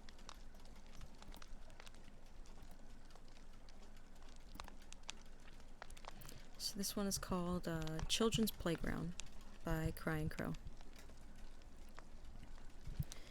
This story is 100% true. Although I was only 8 years old at the time, I can recollect every chilling detail. I had moved to a new town. This was a much nicer, cleaner, quieter town than the one I'd lived at before. Not the sort of town you'd expect to have things wrong with it. There was a very big public park right at the center. It housed rows upon rows of swings, slides infested with snake-like tunnels that weaved in and around the playground, providing a maze for children to lose themselves in their games. There was even a functioning merry-go-round, which seemed to always be slightly turning, inviting the children to hitch a ride on its platform of twirls. Okay. I have to emphasize on the fact that it was a quiet, peaceful town. The kind of town where kids could leave the house on their own and take the short journey to the park. I had been given strict instructions by my parents that I should come home the second it started turning dark. My life was wonderful, or so it seemed. It was a Friday. I knew the day because I remember coming home with a big smile on my face as I knew I had the luxury of non-stop playing for the next 2 whole days. I did what I always did. I chucked my school bag on my bed and was ordered to change into other clothes. In a matter of minutes, I was ready to descend into the world of fun. Nothing could stop me. The tunnels were my favorite. It was so easy to get lost in them, which made great fun for playing hide-and-seek with my only 2 friends, Billy and Tom. They were both in my class, and we, like many 8-year-olds, loved any game that filled us with pure adrenaline. We were going to play murder. I don't expect anyone to know this game. We made it up. The rules were very similar to hide-and-seek, except when the one seeking found you, they had to murder you. Pretend, obviously. It was nearing winter, as I remember, being slightly cold as I wormed my way around in the tunnels, furiously trying to find a perfect hiding spot. Billy was the seeker. Tom had hidden behind the merry-go-rounds. I was alone. It must have been maybe 10 minutes, which, for an 8-year-old, felt like a year, when I decided to do what all kids do when they get bored. Give up. I give up, I shouted, my voice echoing through the tunnels. I'm in the tunnels. I give up. I heard sudden shuffling from one end of the tunnel, but now I don't know why. But I froze still. I didn't call out again. I just waited. Something wasn't right. Billy would always say something before coming in after someone in the tunnel. He'd always congratulate them on being the last to be found, or for cheating by hiding in the endless maze of tunnels. As I stood frozen, the shuffling grew louder. I could tell it was starting to get dark outside as the tunnels slowly began to lose any light in them. Slowly but surely dropping into darkness. I began to slowly shuffle backwards.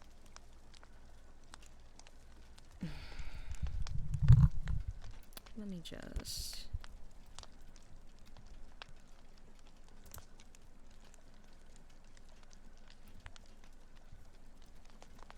get rid of that person.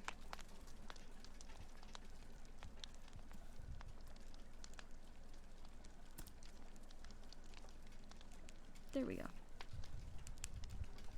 I don't need bots, thanks. I don't need to buy followers. Fucker. Anyway. Where was I? Here we go. I began to slowly shuffle backwards. The shuffling ahead of me grew louder, as if someone or something way too big for the tunnel was trying to navigate around. Come out. It's time to go home now. A very creepy voice echoed through the tunnels. It sounded like when a grown man talks to small children, talking slightly higher pitched. This was definitely wrong. I probably would have made it out if the voice... It probably would have come out if the voice was outside, but it wasn't. It was inside the tunnels. Why would an adult crawl inside? As I was shuffling further and further back, the face of an old man appeared in the darkness ahead of me. Patches of hair on his head, and a definite look of someone who hadn't showered in the last week. I couldn't see what he was wearing, but I knew it was tattered clothes. He had a sharp, scraggly beard, which was peppered with dirt. The second we made eye contact, he just smiled at me, revealing his filthy, unbrushed teeth, which had blotches of brown and black covering them entirely. I panicked, turned around, and began shuffling on all fours as fast as I could, the shuffling behind me growing louder and quicker. He was chasing me. I sped through the maze for what felt like an eternity. I only stopped when my legs refused to move anymore. I'd taken so many twists and turns that even I was completely lost. I don't want to hurt you. I just want to talk. The voice echoed through the tunnels. I could tell he was nearby. I pressed my body against the bottom of a small, narrow tunnel and listened. He continued to make soft cooing noises, begging me to come out and present myself to him. I lay in the tunnel for hours. No exaggeration. Even after I heard him curse to himself and angrily force his way out of the tunnel, I continued to wait. Thoughts raced in my mind of me coming out the tunnel only to be met with that same smile that once greeted me. In the darkness of the tunnel, I could make out the blue flashing lights on outside, and I heard frantic voices calling 3 names repeatedly. Billy? Tom? Michael? When I heard my name, my heart slowly began to calm. My parents had come. I easily shuffled out of the tunnels, guided by the wet dirt scrapings along the walls of the tunnel. The way the man must have gone. Outside, I was greeted by several police cars, lights flashing. There were groups of adults with concerned looks on their faces. I recognized 2 of them. My parents. Mom? Dad? I wailed, crying as I ran towards them. They began crying and ran towards me, lifted me off the ground, and hugged me so tightly it felt as though I was slowly being crushed. Billy and Tom were taken that evening. They were later found hidden in a nearby skip, mutilated. They had been brutally massacred. Their skulls had been caved in with a large iron bar, and their bodies had deep cuts everywhere. Large pieces of glass found buried in their backs. What chills me to the fucking bone is that the wet dirt I saw in the tunnels wasn't entirely dirt. It was Billy and Tom's blood. After slaughtering my 2 best friends and making eye contact with me in that tunnel, he just smiled. He had won the game. And that is it. So it was like, it was a small thing at the end, but that's still fucking terrifying to think about.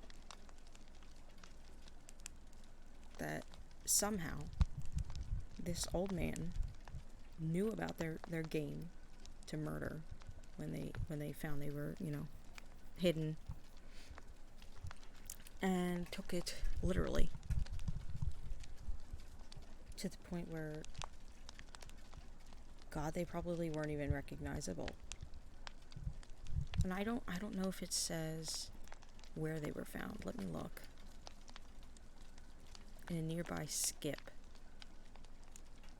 I don't know what a nearby skip is, to be quite honest.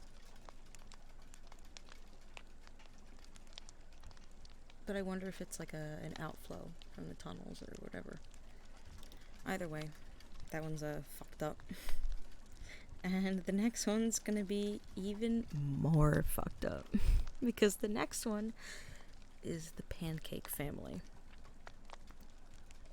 Which is definitely gonna need a fucking content warning. Jesus Christ. Alright. Author credits, let me change it.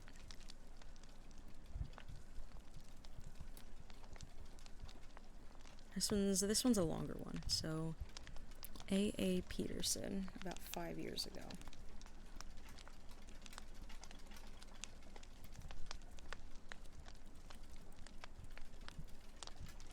I think that's it. Content warnings. Oof. Here we go.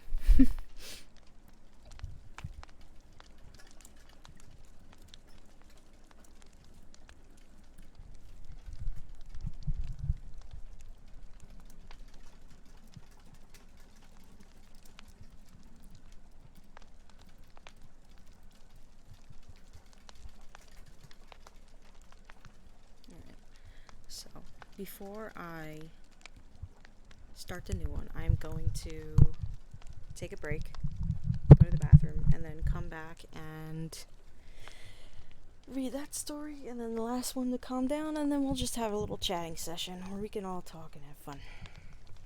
So, I will be right back. I think this is the one, right? Yeah, so I'll be back in a few minutes.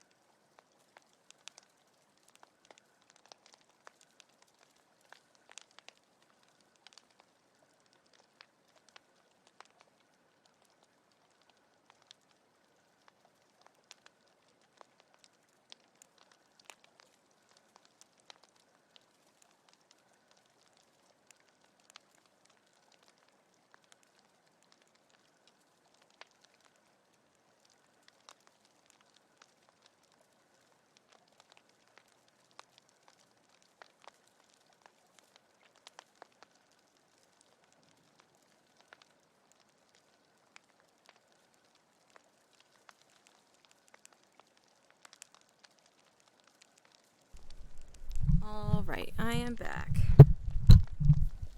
Let's take this away. Now,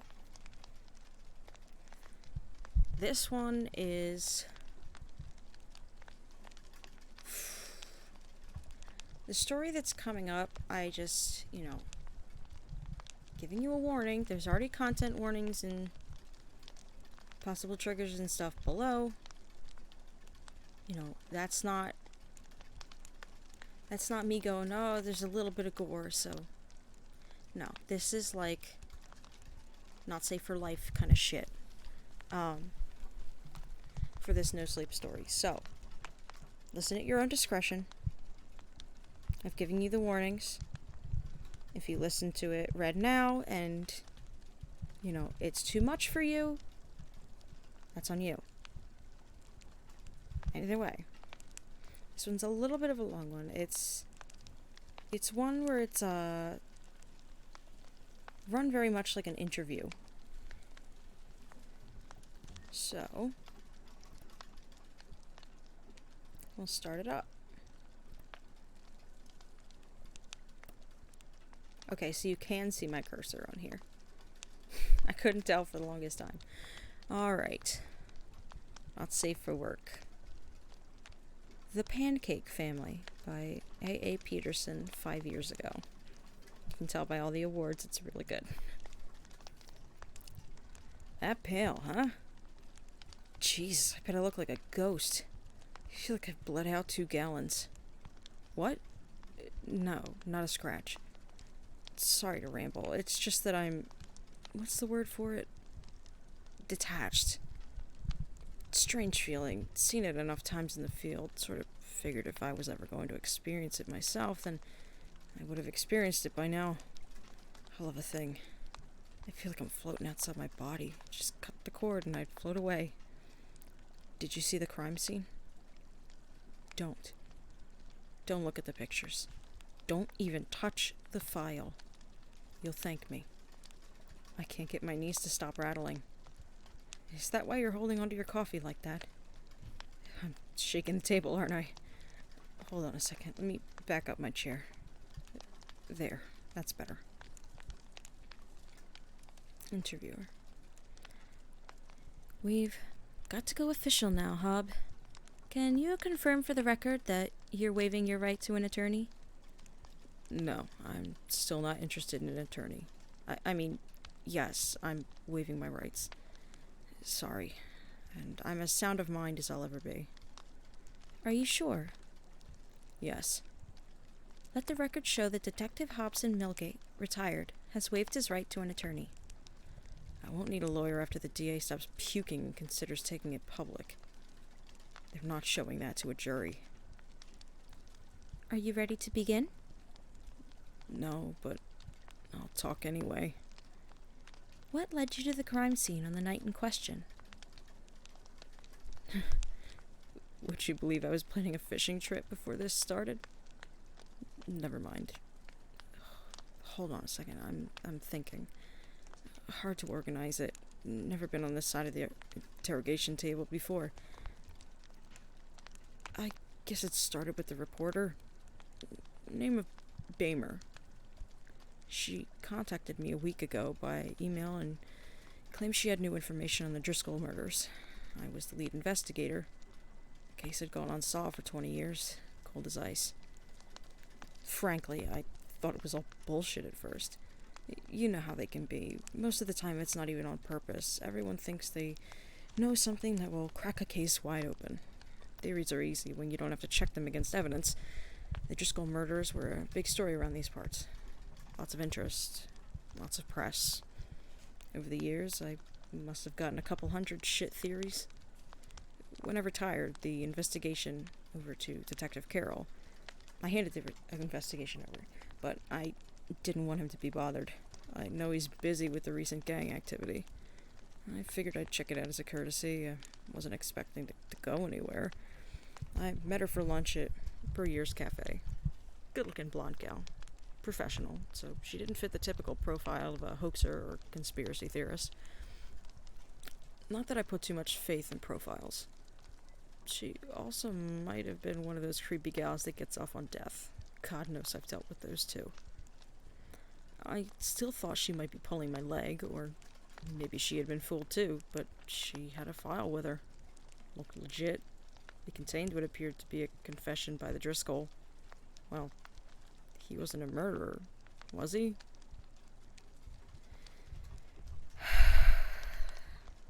I really do wish he had been. You know? It would have been so much better for everyone. Can you please fill us in on the relevant details of the Driscoll case? Let's see, it would have been 20 years ago now. Thinking of all those years, 20 goddamn years. It's a long time to be... Take your time, Hub. Thanks. The Driscolls were a family of 6 out in the suburbs. Upper middle class. Father was an attorney, mother ran her own business selling pottery out of the house. 4 children, all high school age and below. Good kids. Honor roll. No criminal records to speak of. The oldest son was caught smoking dope at his high school once, but nothing much besides that. Just the typical stuff you find when you look at people too closely. They disappeared October 13th, 1994. No trace was found of the bodies. The mystery, and seeing as how it was right around Halloween, is probably why the press went so crazy. You still see it show up on some of those unsolved mystery shows. The whole family disappeared and no one saw a thing. No one knew where they went. A neighbor lodged a sound complaint, which is how we got involved. There was an alarm going off and they figured it might be an intruder or something. We dispatched a vehicle. When no one answered the door, the patrolman went in and to investigate. There were obvious signs of a struggle in the youngest daughter's bedroom.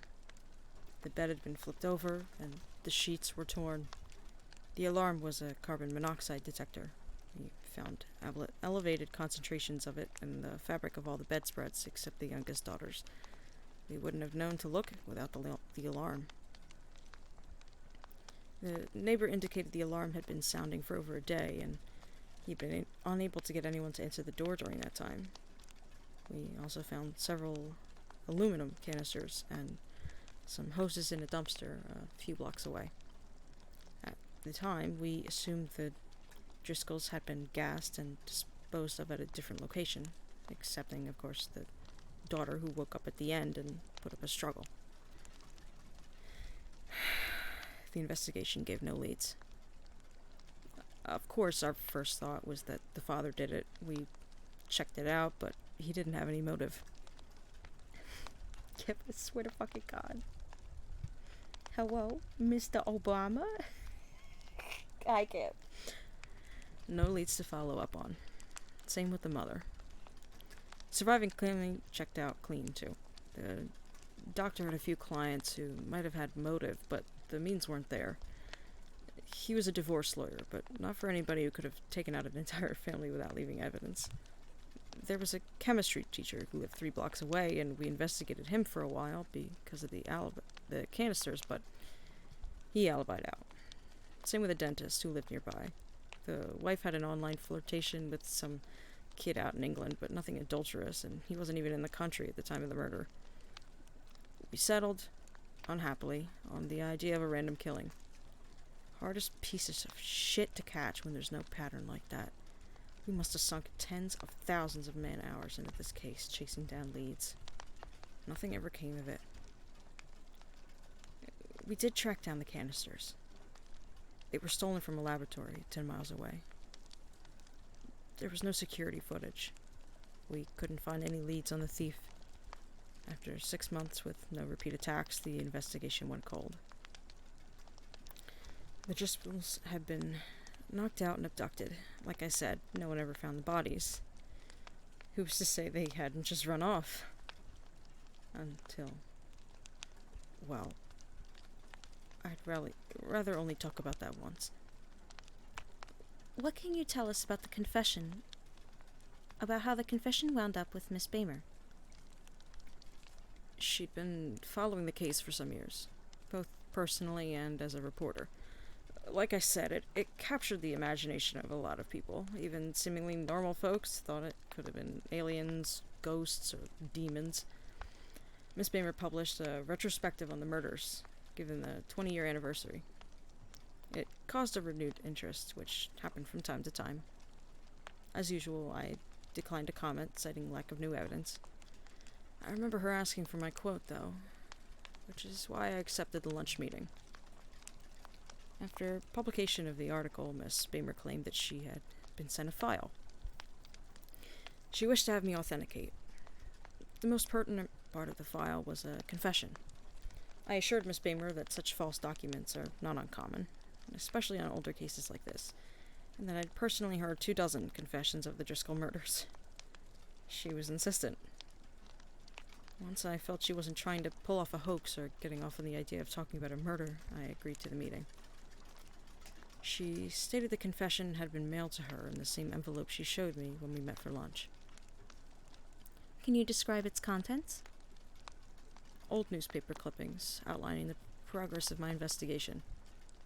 They seemed appropriately yellowed, so I guess they were from the trophy book of the perpetrator.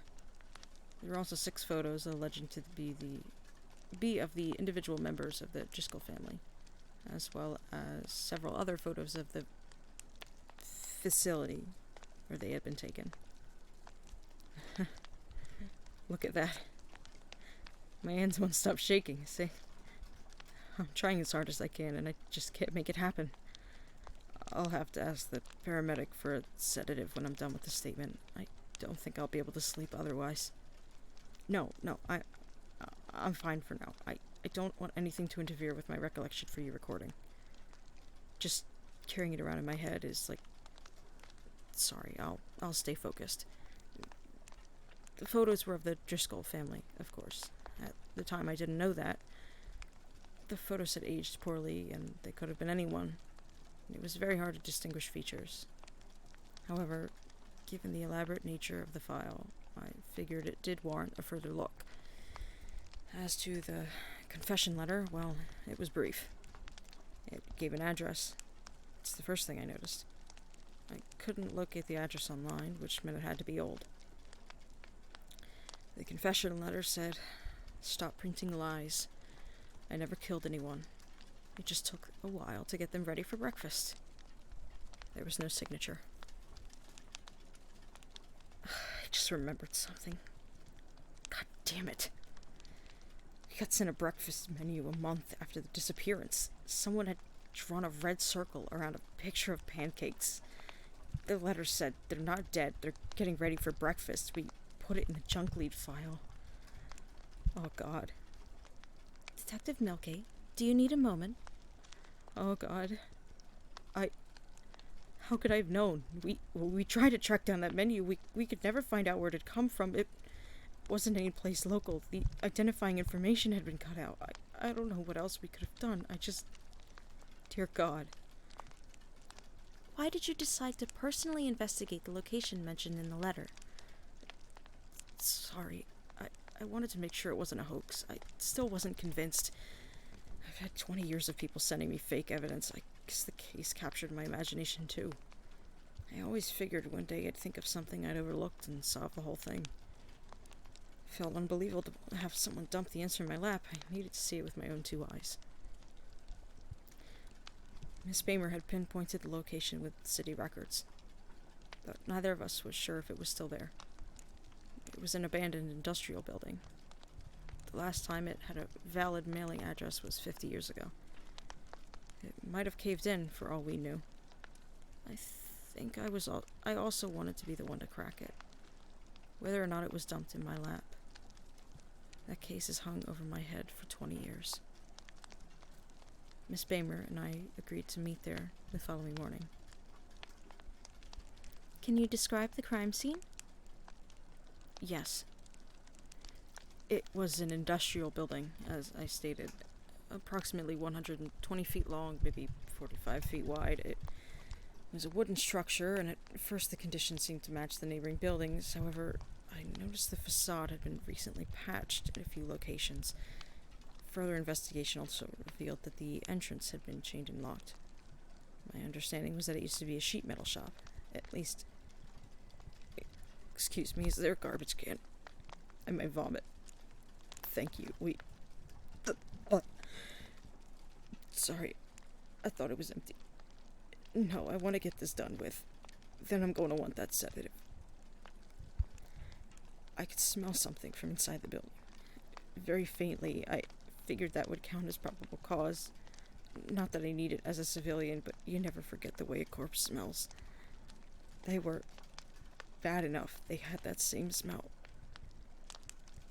I hadn't forgotten how to pick a lock, so I let myself inside. You know, I really do wish they had been corpses. I really do wish he had been a serial killer. I really do. Please say you believe me. I do. Can you describe the interior of the building? I'm trying to focus through this. I really am. I'm sorry, it's just that I'd like to go to sleep after this for a very long time. Is the paramedic here? Is the sedative ready? Thank goodness.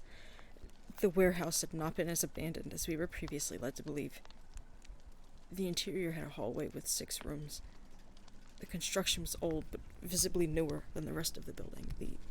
The walls between each room had been soundproofed. There were no windows to the outside or doorways between the rooms themselves. The only access was through the hallway. I tried to make Miss Bamer leave at that point. You see, the smell was stronger inside. You could feel it. The smell, like a grit getting stuck in your nose, like bits of sand all over your skin. The rooms contained presses, hydraulic presses, 4-foot by 8-foot custom presses. I couldn't figure out what they were at first because they were hovering over what looked like hospital beds. There were IV bags in each room, as well as other medical equipment. That's how he kept them alive for so long, of course. I think I might be seeing black spots. Do you need to take a break? The idea of having to start this again is worse than the idea of finishing it.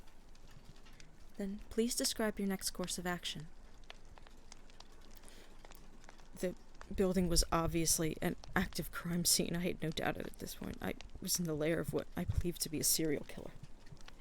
I tried to tell Miss Bamer to leave several times. She refused on the grounds that it would not be right to leave me on my own. There wasn't much time to make an issue out of it. My opinion of her was that she was a bit nosy, but basically alright, and I didn't think she'd be a liability if she stayed out of my way. I had to make a judgment call as to whether or not I should proceed on my own, in case the family was somehow impossibly still alive, and perhaps in danger, or if I should leave and call for backup. I had told my wife where I was previously going, so I knew my absence would be noted and reported if the worst happened. Neither of us could get cell phone reception. Sorry, I'm rambling. It was then I heard...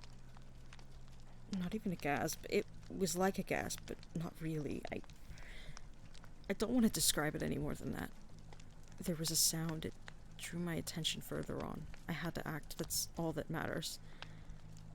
There were some stairs at the very far end of the warehouse descending into a basement.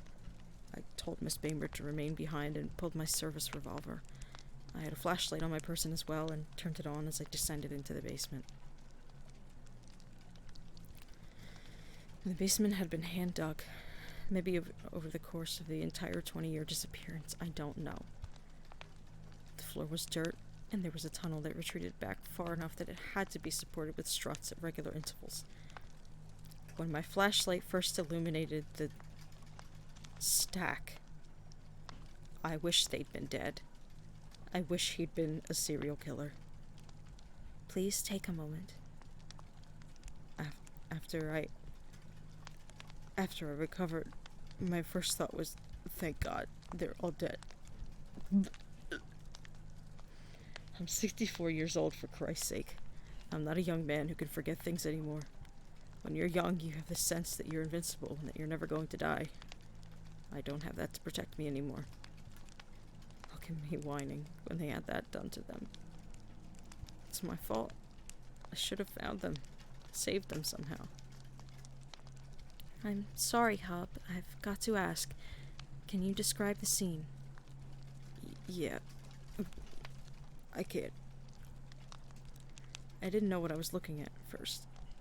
Hell, I still don't. It was a stack, maybe 2 feet thick from the stinking coloring. It was obviously made of flesh. I thought maybe he'd hacked them up and stacked them up in pieces. That would have been bad enough. The first thing that alerted me to the truth was the eyeball. On the top of the stack was a perfectly round eyeball in the middle of a socket that had been distorted to the size of a saucer. That's when I realized what I was looking at was 20 goddamn years of torture, basically. He had the entire Driscoll family under those presses for 20 years, keeping them alive on an IV drip, increasing the pressure on them so very slowly that their bodies had time to adapt until they'd been flattened like pancakes. He squished them by about a 1/4 inch every year for 20 years. Then he'd pull them out when they were too broken and wretched to move, without any chance of recovery, and stack them on top of each other. I've got no idea what for. I don't want to know. And I was still thinking, thank God they're all dead, when the one on top started gasping again. What did they say? Nothing at first. It couldn't speak without help, I think. It would have been Avery Driscoll. Not that I could tell much about the gender or the age, but the hair was blonde when there was hair. The head was a mess of scars. I think the son of a bitch who did this must have removed part of their skulls. I've got no idea how he got their heads so flat otherwise. Not as flat as the rest of the bodies, but flat.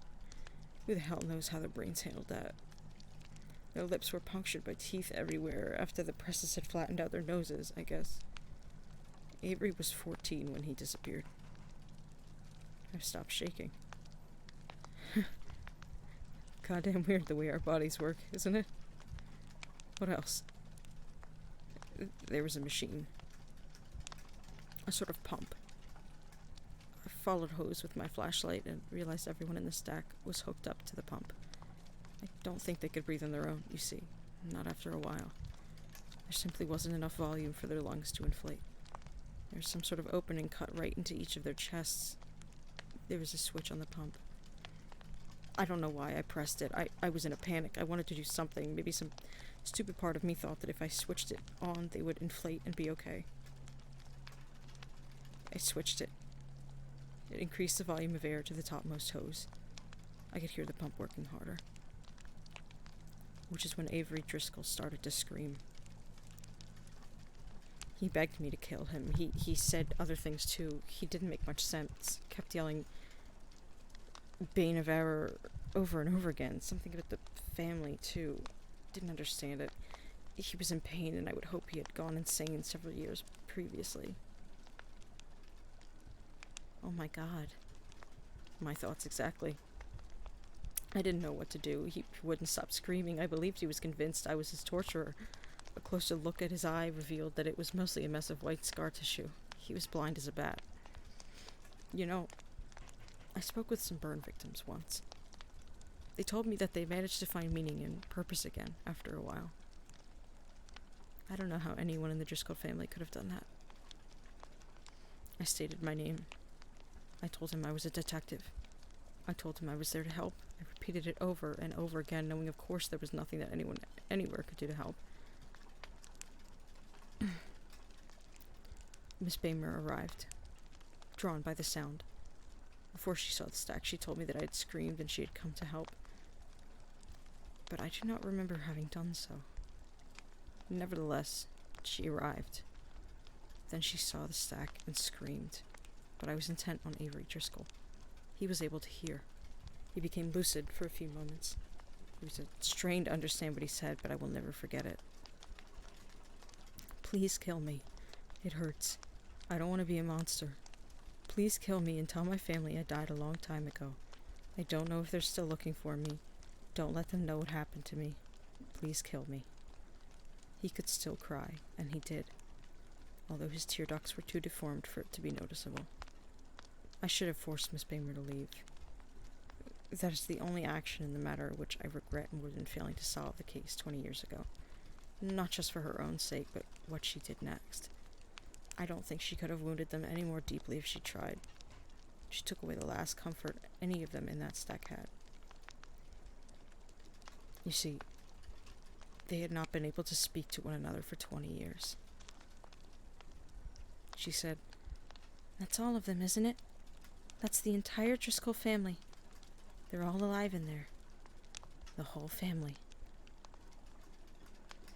For 20 years, each member of the Driscoll family had been unaware their fellow inmates were the other members of their family. They'd all been holding out hope their family was okay, all of them dreaming someone out there loved them and was free from suffering. Do you know what the screams of 6 people tortured over 2 decades, smashed down to the width of 4 inches, sounds like when they're all stacked on top of one of each other? It sounds like the gates of hell swinging open. "I think that is enough, Detective Melgate." "Not yet. It was my mistake. I should have tried harder, tracking down that lead. Maybe that's what they meant, screaming that. It was my error, so it was my responsibility. I shot them. Mercy is hard, but I owed it to them. I'm the one that failed to save them. It only took one bullet to go all the way through. I emptied my revolver, though, to make sure they didn't linger, to give them that final piece. It was the only kindness I had to give them. We left and called for backup after that. Neither Miss Bamer nor I wished to remain with the bodies. I elected not to follow the crime scene investigators back into the basement. I asked if I could make my statement and leave, and after one of them saw what I had seen, they agreed. May I have my sedative now?" Yes, of course." "Thank you. Please show in the paramedic. Oh, roll up my sleeve. My wife has diabetes, so I'm well aware of the routine. Oh, and please make sure you have the same courtesy available for Miss Bamer. She seemed to have it worse than me. After, poor woman couldn't even throw up or cry." "Of course. Do you know where she is now? She told the lead at the crime scene she was going home, but we haven't been able to reach her." "Did you try the paper?" "Which paper?" "The Daily World." "Are you sure? There was no one by the name of Bamer on staff with the Daily World." And that's the end of it. Before I scroll down into the comments, I'm just gonna point out a few things, because I know what this is. I know what the theories are, so I'm gonna say it. So there is no one named Bamer on that staff. After she saw, she didn't cry, she didn't throw up, she didn't react. She was the one to crush their hopes that all of them were like this, and all of them had gone through the torture. So you can probably tell what's what that is.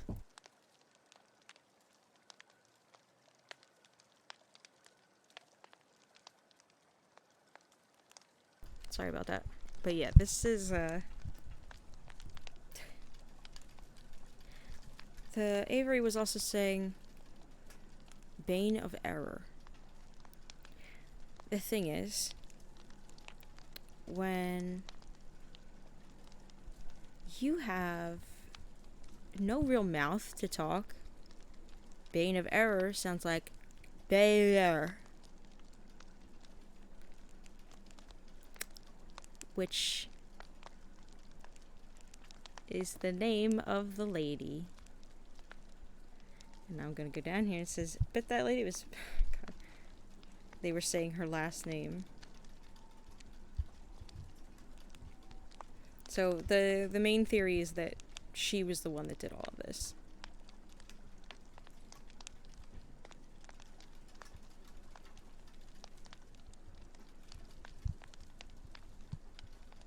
Although they do say, what is it? So this person's saying, if there were no traces of carbon monoxide in the youngest daughter's room, the youngest daughter and Miss Bamer might be the same person. Also fits that Miss Bamer and the family are blonde. But there were 6 rooms, and the detective mentions all 6 people screaming. Admittedly, it might have been hard to count, but still, why keep up the charade with a sixth room?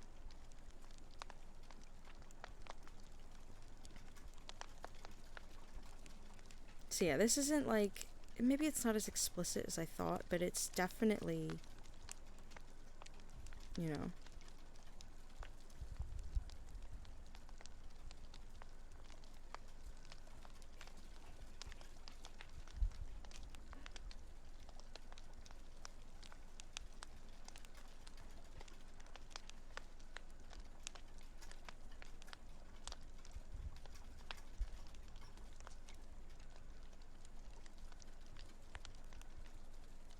Yeah, so they don't know what... It says that there's 6 rooms, and there were 6 of them. But yeah, that story sticks with you for sure. That's, Hoo boy. The fact that, they're not dead. They're just waiting for breakfast. Fucks me up. Definitely fucks me up. That's why I was like, I could definitely read it on stream, but there's a reason why we're gonna have an eye bleach story real quick. The only thing is this eye bleach does have a small trigger, which I will put in here.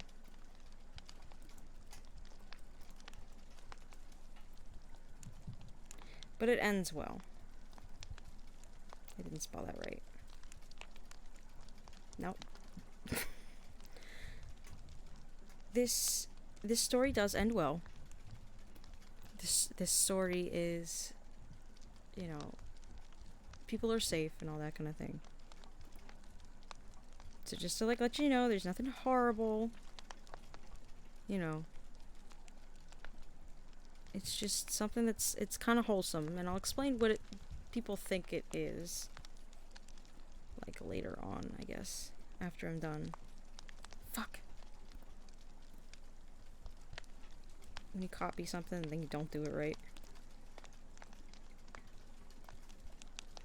Here we go. This is a story I read a while ago. And it's one of my favorites, I think. Just because it's very nice, I think. So, Notes to the Girl Whose House I Live In by JJX2525, about 4 years ago. It took me a week to find where you keep your Wi-Fi password. A whole week. I was really worried you'd thrown it away, but lo and behold, there it was in the cutlery drawer, of all places. Everything about the way you organize things confuses me. I guess because you live on your own now, you just put things in the old place. I know there was someone else before. I heard you talking about him on the phone. Johnny, I think? Jimmy? Anyway, I know you because you said it was tough being alone. But you're not alone, of course. You have me. There's a crack in your roof where I can see down onto the street below. Don't worry about the roof, by the way. Yes, it's pretty cramped, but I like my spaces small.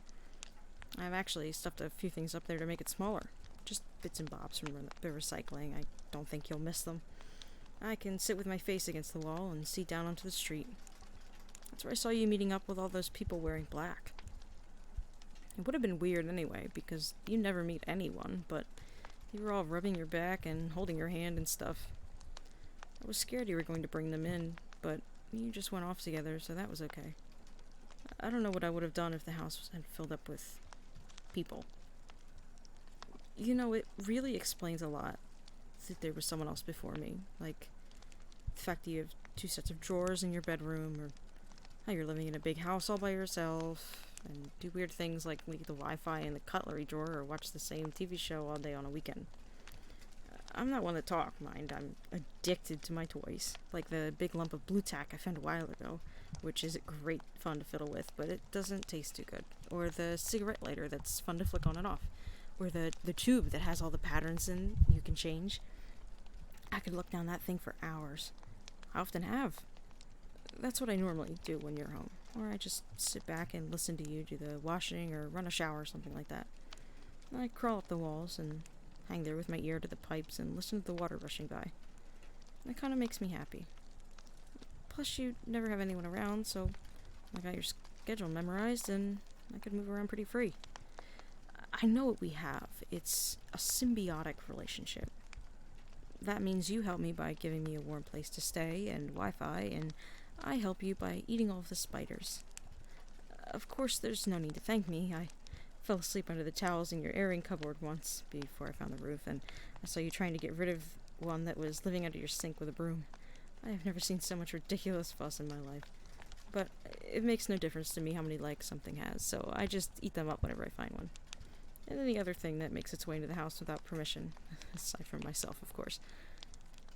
Since I only pay rent and spiders, I try to keep the things I take to a minimum. But I can't say I feel too bad about stealing your socks. You have so many socks. Why would one girl need so many? I get a lot more out of them than you do, anyway.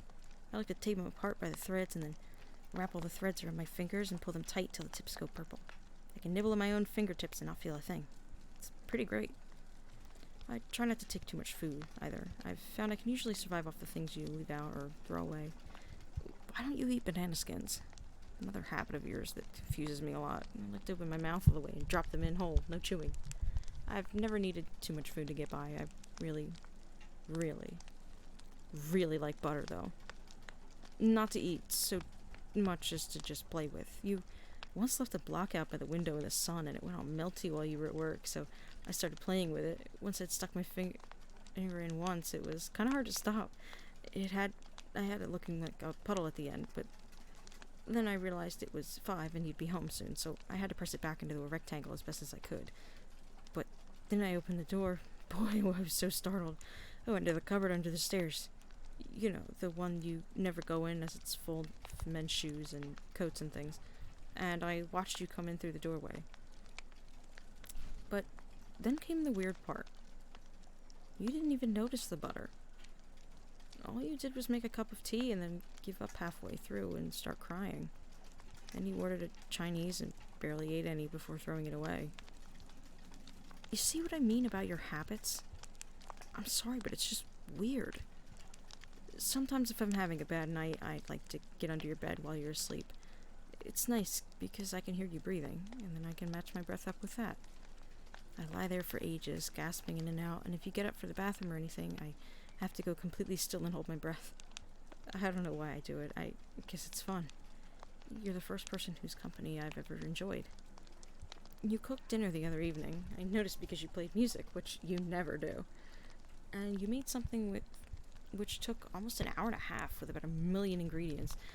I crept down to the top of the staircase and I could see you bouncing around doing moves with the spoon. It was so funny I had to keep my mouth shut to keep from laughing. Then I saw something that got me really scared. You laid 2 places at the table. I thought there was someone else in the house and climbed all the way up to the ceiling thinking they'd see me.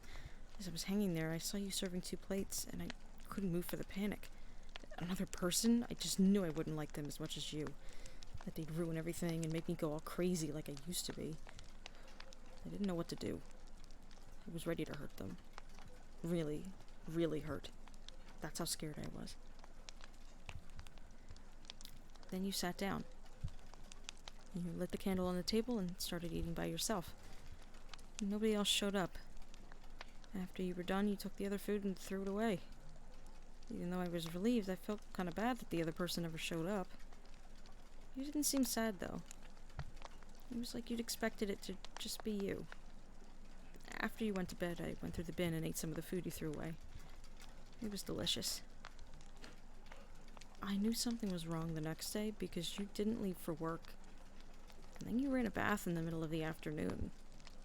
After you'd been in there for ages and ages, I started to get this horrible, bad feeling. I crawled down to the landing. The bathroom door was open a crack, so I peeked through. I saw your hand. It was hanging, not in a natural way, and there was this long red line going down it, and then I realized I ran back upstairs. I'm a coward. I know I'm a coward. I hid under my pile of stuff and started to cry. I thought about running away, I thought about the color a pink bath mat goes when it's covered in blood. I thought about how much I wanted to be somewhere else. But most of all, I thought about you and how little sense you make. What I'm trying to say is that I'm sorry I lit your roof, on fire. It was the only way I could think of getting people to come. It actually worked better than I expected. The recycling stuff sure did burn. I ran down to the cupboard under the stairs and curled up with my hands over my head until I heard them kick down the door and carry you out. There was a lot of confusion and bad language, but they found you and I heard one say you were still breathing. So, my favorite place in the whole world is gone now. Most of my things as well, though I did think to grab the pattern tube. The rest is just a big black wig on top of your house. But I'm not scared. You'll get better, and when you come back, I'll still be here. I don't think it's nice to be alone. And that's it. It's of this little creature that lives in her house and watches over her. And as she's going through the grief of losing her husband, he pays attention to her and then saves her life when she finds it hard enough to deal with. And there is a creature that is in, myth that is called a brownie. And they're small things. They live in the house. They're like a house fairy of sorts. If you feed them and, they'll do things like keep your house clean and stuff like that, maybe repair some things, like protect you, stuff like that. If you give them food or, other items or whatever. But if you treat them bad, they get very violent.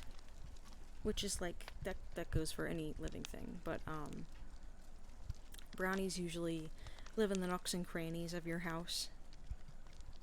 So, that's most likely what this is. Confirmed OP is Chad. So, yeah. This is the last of the scary stories we're going to be reading for today. After this, I'm just gonna have a chill stream. Chill and talk to everyone.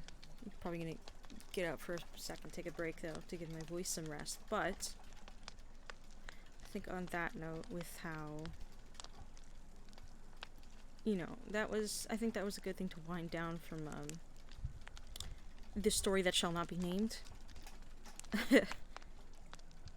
So I'll get rid of these. I'll get rid of the window capture for now. So when I come back, I'll have a few topics, I guess, and some questions to ask, and for me to answer too, of course, but that way, I know a lot of people just like to lurk, but if you feel like it, you can, just have a conversation, just chat with me a little bit, because I want to hear your opinions about things. One of the themes I've got is, questions surrounding summer, because I know that it's going to be ending soon, so, why not get talking about it a little bit. So, I will be back. I'm probably gonna make nah, I won't. I was gonna say I could make a text thing, but I have a BRB screen. Anyway, I will be back soon. I'm just gonna take probably a 5-minute break. And I'll be back. And I'll leave you with the campfire sounds just for now.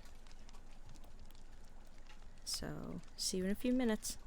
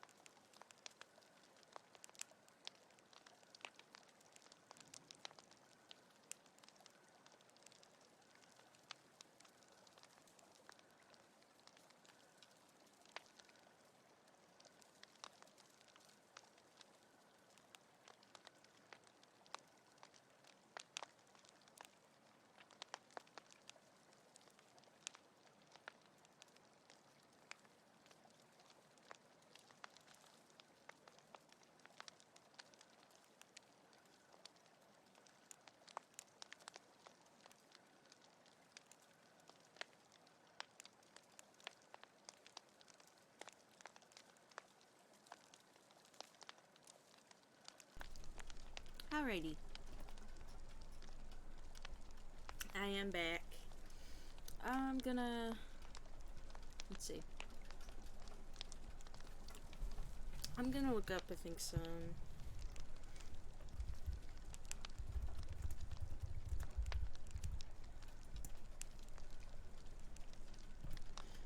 music to play, I guess. And in case this has ads. Yep. As I thought, there was an ad.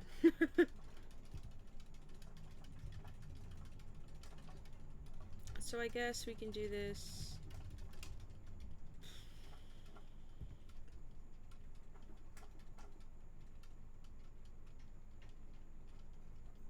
Where's...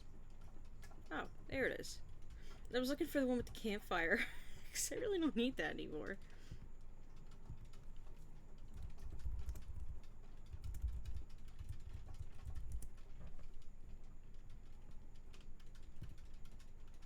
So anyway, let me go back to this page and turn on some music. Here we go. I'm just looking for a different backdrop, that's all.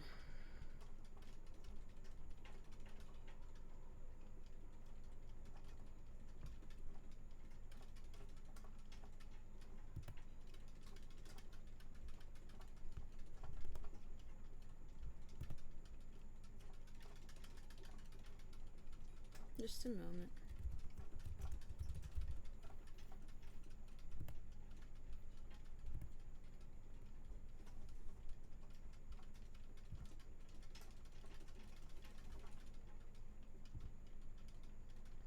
Actually, no, okay.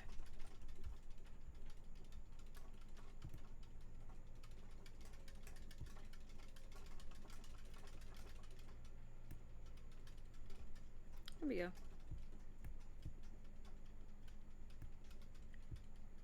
We're just giving it a new background. Because we're no longer doing spooky right now.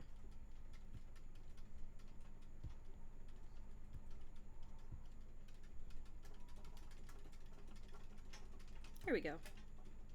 That's good. So, I guess we can... Oh, God. Of course I was like, oh, let me play some music, and then, like, I don't even turn on the fucking desktop audio.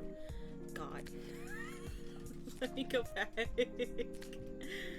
Sit this song over. Oh, Lord. Anyway. So, for those that are still here, I want to ask how you been doing, how you feeling,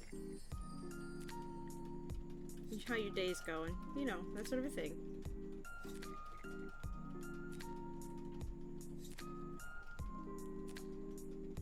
Because I think my day's been well. Weirdly tired, but well.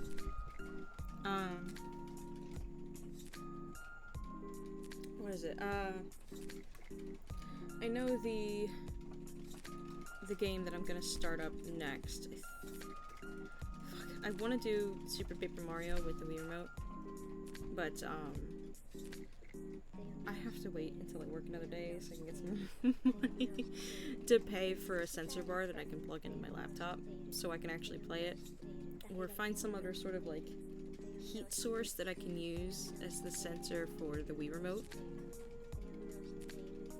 and then I'd be able to get that to work. The other option is the first game in the series, Super Paper Mario, where I don't have to set anything up, but it's also just like the game we played. There's not much too different other than settings, enemies, and like art quality, because it is a little lower in quality, because it was on the SNES, I think, or whatever. It's an older game, so things aren't as like clear and like high quality, but while I'm here and I've got Caprice with me, which is a combination of tomatoes, basil, mozzarella chunks, and this time they have like black olives with it, so it's really good.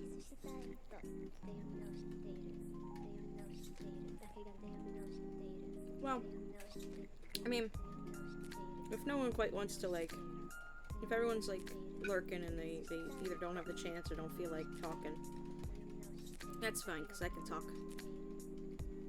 It's my job, after all. And I do have some questions, I guess, to answer. So,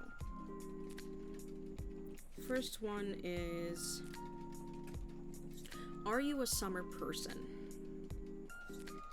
So you guys think about that and answer what you've got. Personally, I like summer. I like the aesthetics of summer. I like the fun of summer. I like everything about summer except for the heat. Because I cannot handle the heat. I physically, like, there's, like, I have sensory issues where if it's anything, like, above, like, 75 degrees, oh, it gets so uncomfortable. I can't, it just frustrates me.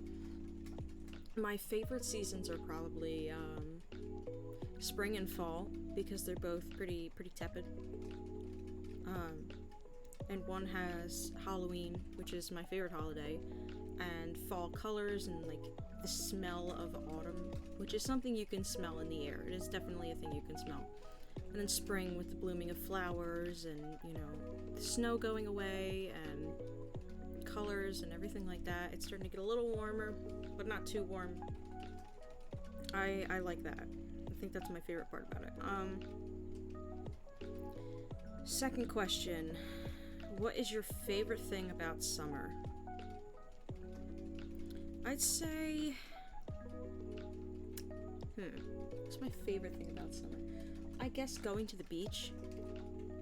And there's multiple reasons why I like that. I'm a person that, like, I'll drive. Like, I can drive, of course, but I like to sit in the back and just let music play on, like, a 2-hour ride to the beach. Because in the state I live in, it's on the East Coast, so it's a lot easier to get to a beach than it would be for many others. But it's still, like, 2 hours away. So I sit there, I put on a nice playlist of music, or a playlist of, like, people doing, like, spooky documentaries, I guess, like a Night Mind. I know the last time I went to the beach with family, I was listening to his, like, SCP series or whatever. I was listening to it while we were walking on the beach and everything. Let me turn down the music just a little bit. And there we go. And,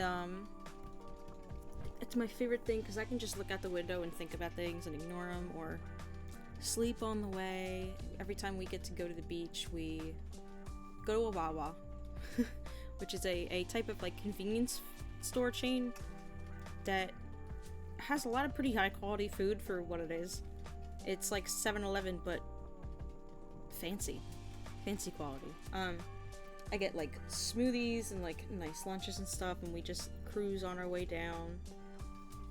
And then we get there, we walk the beach, you know, because I live in New Jersey, so we go down to Cape May and Stone Harbor a lot. Usually we go to Stone Harbor first because it's on the way, and then we go down to Cape May Point, where, you know, it's near, like, the lighthouse down there or whatever, which I've actually been up as a kid, but I digress.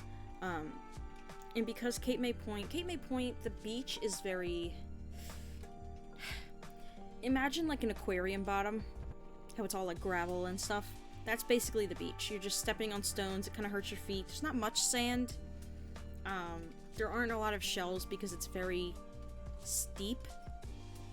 At Stone Harbor, the beach is so much better. It's not very far from the road to the actual edge of the water, which is nice because you don't have to walk as much. The beach is mostly flat, so it's not as hard on your legs or your the arches of your feet, which I always step down too hard with my heels anyway, so my feet always ache by the time we're done. And there usually tends to be a lot of good shells that are there. So the last time I went, we actually, what is it? There was, like, a very large tide pool. It basically created a little peninsula, where the water was even, like, nice and warm, so I could go up to, like, my knees in it, even during July, and it was still warm. And over there we found two conch shells, right? Living. They were alive. And I took the responsibility of going to, like, wading out into the water, which, by the way, I had no bathing suit on. These were my regular clothes that I did not want to get soaked with, and getting out as far as I could to put the conch down so it could get swept back out to the water, because you should never throw them. And the other thing that was there on the beach was thousands and thousands of dead sea butterflies, which I'm just gonna turn down my own volume. There we go. But there were thousands and thousands of dead sea butterflies. The sea butterflies usually are in very, very cold climates. They kind of look like they're like transparent. They're very cute, and they've got like an orange middle because you can see their inside. And they just look like an angel, like a sea angel. I think that's sometimes what they're called. But there was thousands of them dead on the beach, and my sister was like, "Ew, I can touch them. They're squishy when you walk on them." I don't know how they got there. Either way, my favorite thing about summer, going to the beach. That was a long-winded way to say. Question number 3. Do you stay indoors or outdoors more in the summer? Well, you guys already know I have a heat intolerance, so I stay mostly... Are we gonna have a storm soon? We must be, because that's a lot of rumbling. I stay mostly indoors because I can't handle the heat. I do like the sunshine, though. That's very nice. If it's breezy enough, I will go outside in it, but usually I tend to stay indoors. What is your favorite ice cream flavor? This was a hard one. Over the years, like, I'll say what my favorites have been. I love strawberry ice cream. I love banana flavor, so I love banana flavored ice cream. If it's even...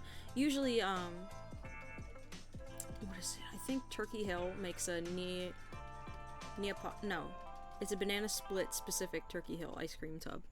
And in it, the banana flavored ice cream actually has like small chunks of frozen banana. It's really fucking good. And that's probably one of my favorites. When I was a kid, I liked black raspberry ice cream like a ton. Also liked coffee ice cream.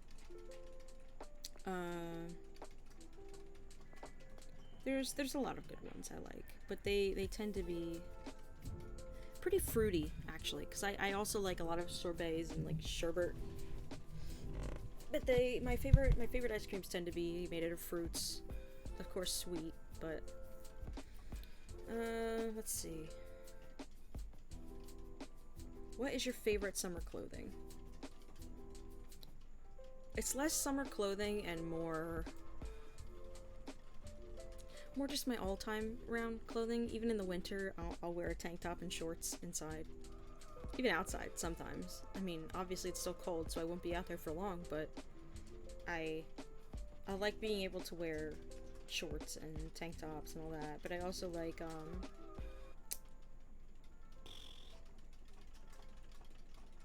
I guess I like sometimes to wear like the hats that come with it from when things are sunny, or, you know, the light jackets that you bring just in case the beach is a little chilly. You would think that, oh, well, if you have a heat intolerance, you'd probably go for something that means you have the least amount of clothing, like a bathing suit, but no. Because when you're in a bathing suit, it sticks to your body a lot, and you get sand regardless of what you do. So it's like, you're good when you first get there, but then by the time you leave, I'm like, I gotta get this off. But thanks, Thunder Sky. That's nice of you. Beach or swimming pool? This is hard because I love both. I would say they're probably equal standing, but they each have their own different pros and cons. Like the beach, at the beach you get to go, at least for me, there's the long ride there, which I love, and the long ride back. There's the fact I get to look for shells. There's the fact that I get to see new places and like get souvenirs, which I love. A lot of the time I go down to Cape May Point, I pick up shark teeth. And, you know, I love the ocean. I love being able to go out on a boogie board and feel the sun on me. But I also love swimming pools because, well, a swimming pool doesn't have sand. Like, the thing I hate about beaches is probably mostly the sand. But, there's the sand. Sometimes the weather isn't always good. Sometimes the water's too cold and you can't come out. Let me just raise it a little bit. There we go. But yeah, sometimes the water's a little too cold and... Sorry, I'm moving the mic closer to my face. Are we talking about being naked? No, Kip. We're talking about summer questions. Which you are welcome to answer as well, if you would like to, but I'm talking about the pros and cons, because the one we're on right now is beach or swimming pool. So the beach has a lot of factors just having to do with it being outside and the fact that weather is very unpredictable. What I love about swimming pools is that I can go in much deeper. There's no sand, obviously. A lot of them are inside and outside, so if you want the weather to contribute, or if you don't, you have that chance. Swimming pools are a lot more accessible, especially for people that don't live on the coast. So, but swimming pools are also filled with chlorine. The rooms are always sweaty and fucking humid. You got a lot of, at least at the beach, if there's a dumbass kid, he'll get his head pecked by a seagull. But if you're at the pool and you have a dumbass kid, someone's gonna drown, or someone's gonna splash you in the face with chlorine. So it's hard for me to choose. I really like them both, but next question is, what do you like most about the beach? Haven't I already answered this? Oh, it's what's your favorite thing about summer, but I've already yeah. My favorite thing about the beach, finding a lot of good shells, but having the water be warm enough that I can actually go out and swim in it, because I love swimming in the ocean. I adore it. I also like, sometimes when we would go to the beach, there was, at a certain beach we went to, there were these cabanas, where one day we got one, and, like, we paid for it or whatever, and it was like $100. Like, it's not like renting an umbrella. Like, these things had a wood floor. There were thicker fabric curtains on all sides except the front, I think. And it was really nice. And I enjoyed that, being able to feel the breeze but not have to be on the sand, and being able to eat our food without getting anything in it. May I join you in a call? I mean, you mean like right now?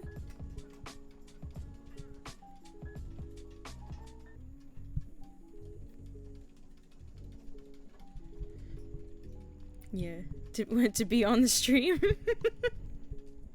I mean, yeah. You just send me a picture and I'll put it up here. You can join if you want. Oh yeah, right now. Here, I will. Oh.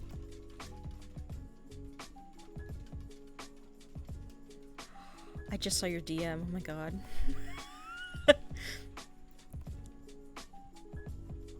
I didn't know you were listening to the spooky story stream for that long. Okay.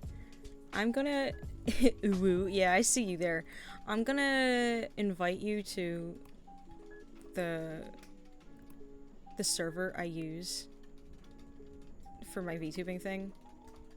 And then you can just join and just give me like a PNG for you. We don't have to make it reactive, but just give me a PNG and I'll put it like in the middle of the screen or something with me, and then you can like talk with me on it. Can y'all watch and tell that I'm close friends with KipCap?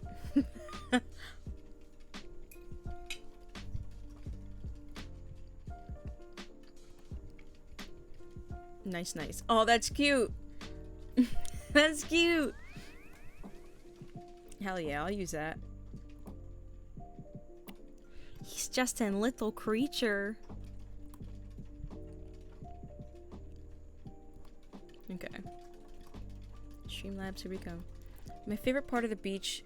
Okay, happy spider bat. My favorite part of the beach, there's tiny little clams that like to dig in the sand. You get a handful of sand and they will dig down into it and nuzzle your palm. Usually, oh... I think I know what you're talking about. They're like, oh yeah, they're like the really, really tiny. Oh, I remember those. Oh, we don't see them that much anymore now on the beach, but when I was a kid, we used to get them a lot. Oh, they were so cool. Alright. I forgot, Kip. I need to... It's a private channel, so I need to give you access, but... Wah! Big boy. There's my little bud. Let me just put you down here. There we go. Yeah, I just remembered it's like a private... It's a private channel. Let me go in... Rolls.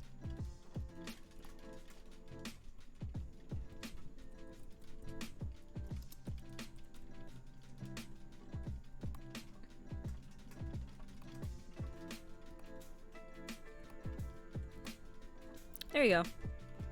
Now you can join the voice call.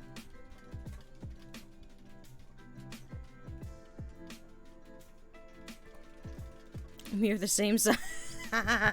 Well, I could make myself bigger. Do you want it? Unit. Here. There you go. You're on my head now. So every time you won't bounce with me, but I saw Cheetrus do this on a stream with Spectre Wolf, I think.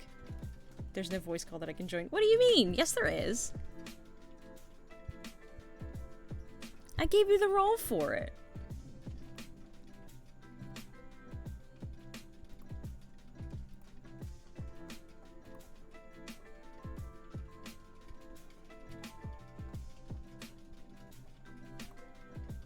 Here, let me get into the settings just real quick.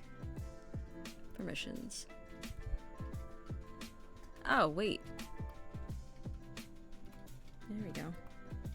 There we go. Now you can get in. Sorry. That was my fault.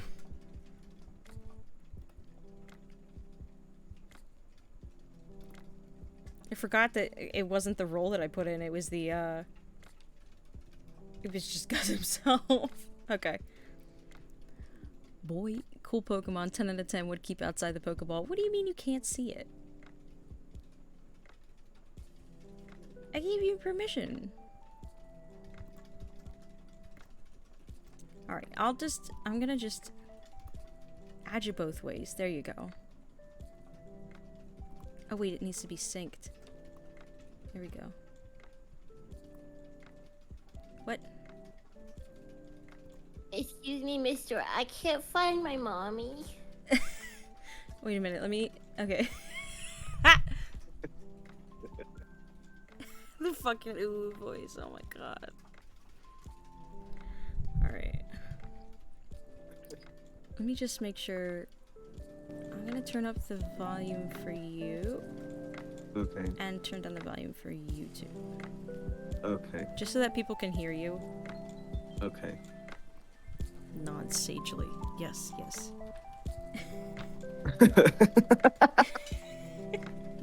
That's what you do every time, so... Not sagely. Not I sagely. am nodding. I am nodding. I am nodding. I am nodding. Eating quiche. Oh. I want a quiche. Give me. What the fuck? This is my dinner. Fuck up. It's mine now. It has to be mine. I'm taking it from you currently. It's in my mouth. It's already gone. I'll take it out of your mouth. No, you won't. It's already Yes, I gone. will. Yes, I will. I'll take it out of your throat and your stomach. And then I'll eat it. This playlist is only like 28 minutes long, so I just had to rewind it. Anyway, where were we? Let me see. We've talked about the beach a lot, so I'll skip to the question that says, what is your favorite summertime song? Ew. And in my mind, I'm like, if you had asked me that, like, 10 years ago, when I actually cared about that shit, maybe I would give you an answer, but right now I don't. I listen to whatever the fuck I want, whatever the fuck I want. But, let's see, what's What's the next one? Favorite summertime movie. Okay, that's different. Because technically there's a lot of horror movies that are summertime movies. Yeah. Like Friday the 13th is a franchise where there's a lot of that. Yeah. And I love that series. It gets kind of fucky at parts, but I love the series. As horror movies do. Yeah. I think horror movies are. You'd think a lot of them would go around. Hello, Emil Sagrero. Hello. Spider- Welcome to the Korean Box, bud. Pokemon. Oh, I gotta change where this is. It's underneath you. There we go. Thank you for the bit, sir. Oh, man. I'm not sure. I'm so offended. I'm not a fucking Pokemon. You're my Pokemon. No, I can evolve I'm you. not. No. Yes. Evolve me into a... What would I give you to evolve you into a regular Kit Kat?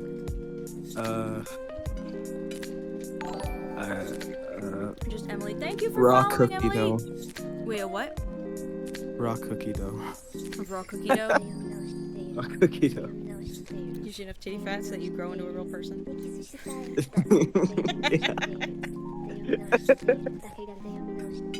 Okay. Just Emily. What is your favorite summertime restaurant?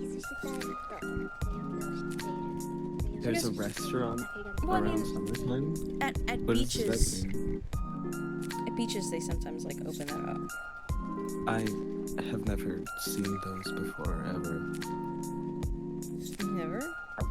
I've never been to any of those, which is very sad considering that I used to live in California, which is like Can you beach meow? I central. will give you 10 bits if you do, please. Like anime meow or like regular just meow. Yeah. Yeah. He evolves into a nice scarf for earmuffs. No! No! You were not gonna skin Kit Kat, thank you. No! Please. There's a lot of restaurants down at the beach that are only open during like the summer months. So I guess one time I got a crab cake at a place down at Cape May Point, and that was nice, I guess. But I haven't visited many of those. Dude, the crab cake was huge. Thank you for the bits, Emily.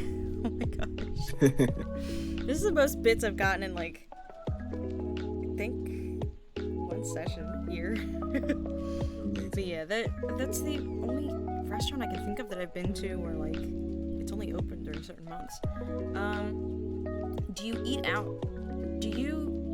Eat out? What the fuck is that? Do you eat out more often during the summer?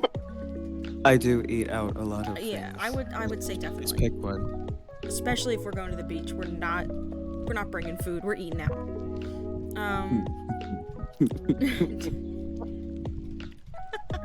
Eating what? Eating what out? Eating what? Eating what, Koo? Eating Lunch, a sandwich. What? Eating what? What are we eating? What are we... Food. Bitch. Alright. Do you party a lot during the summer? No. Why? Ew, party is gross. Yeah, I didn't even party when I was younger. So, no, I don't party. What is your best summertime memory? Can I answer this? Yeah, go ahead. My favorite summertime memory was when I pushed my little brother into the pool. And he loved it. He loved it. He's one of those weird children who loves violence being done to them.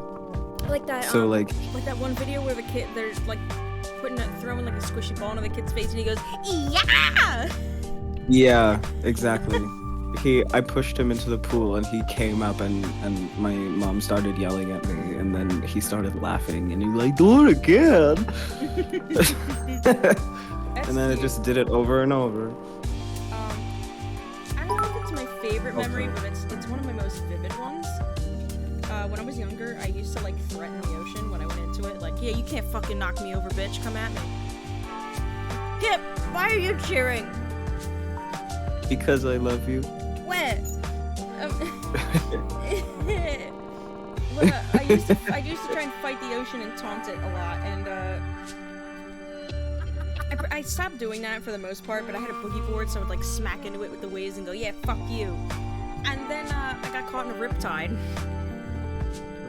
Yay. and it tossed my ass around like a washing machine. The ocean's like, okay, bitch, I'll come here. And Okay. ever since then, I have respected the ocean quite a bit more. The ocean said, "No, fuck you," and I said, "Okay. Thank you, Mom, you may have another." The next question is,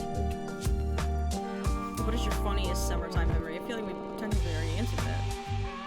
Yeah. What annoys you most about the summer? Oh, wait. I have one. Ooh, I have share it. one. When I was, maybe 12, I think. We went to this, like, luau. It was like one of those dumb white people luau's that aren't Yeah. really luau's. Yeah. And Wear an umbrella hat. You want my- a fucking burger, mate? my mom's boyfriend was like it's kind of like sad, this one, but like my mom's boyfriend like was like on the trampoline with us. He was a very big guy, so he was like, we were all like jumping really high and we were all like giggling like, yay. I bounced so high that I fell off. Oh I fell off the trampoline and I landed on my tailbone. no! No! It hurt a I've lot, done and that same kind of shit too. it hurt so much, but it was really funny. Everybody was like laughing, and they're like, "Are you okay?" And I was like on the verge of tears because it hurt so bad. I'm like, "Yeah, I'm fine." Okay. I do have I have two stories. They're both equally short, but was it when I was younger? I think it was during the summer.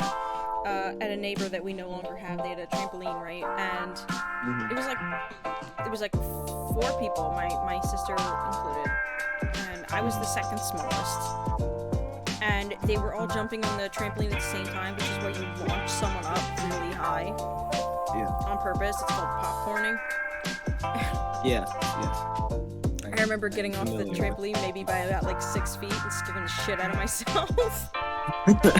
And then another time, we went to a water park, and I had a waterproof watch with me, and I kept adjusting it because I didn't want it to fall off, you know?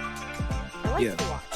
So, we go on one of those big rides where, well, it wasn't really a ride, it was a giant slide, and you're in a big, floaty. With a bunch of other people, there's handles on the side, it spins around as it goes down the slide, all that shit. My idiot ass at like 10 years old was like, we're almost to the bottom. It's just gonna take me a second to just let go with one hand and adjust my watch to make sure it stays on. And as I do, we hit the final bump, and I launch up into the air as the float goes down the slide with the rest of my family. Oh no! To the point where I launch up and I land back into the float. But I separated from it, like, it shot me up, like, I let go. Oh my god. So I was like, that's terrible. So I had my life flash in front of my eyes, but it was funny. That's terrifying. What the fuck? Yeah, but I was also like, God. holy shit! Here, let's see, next question.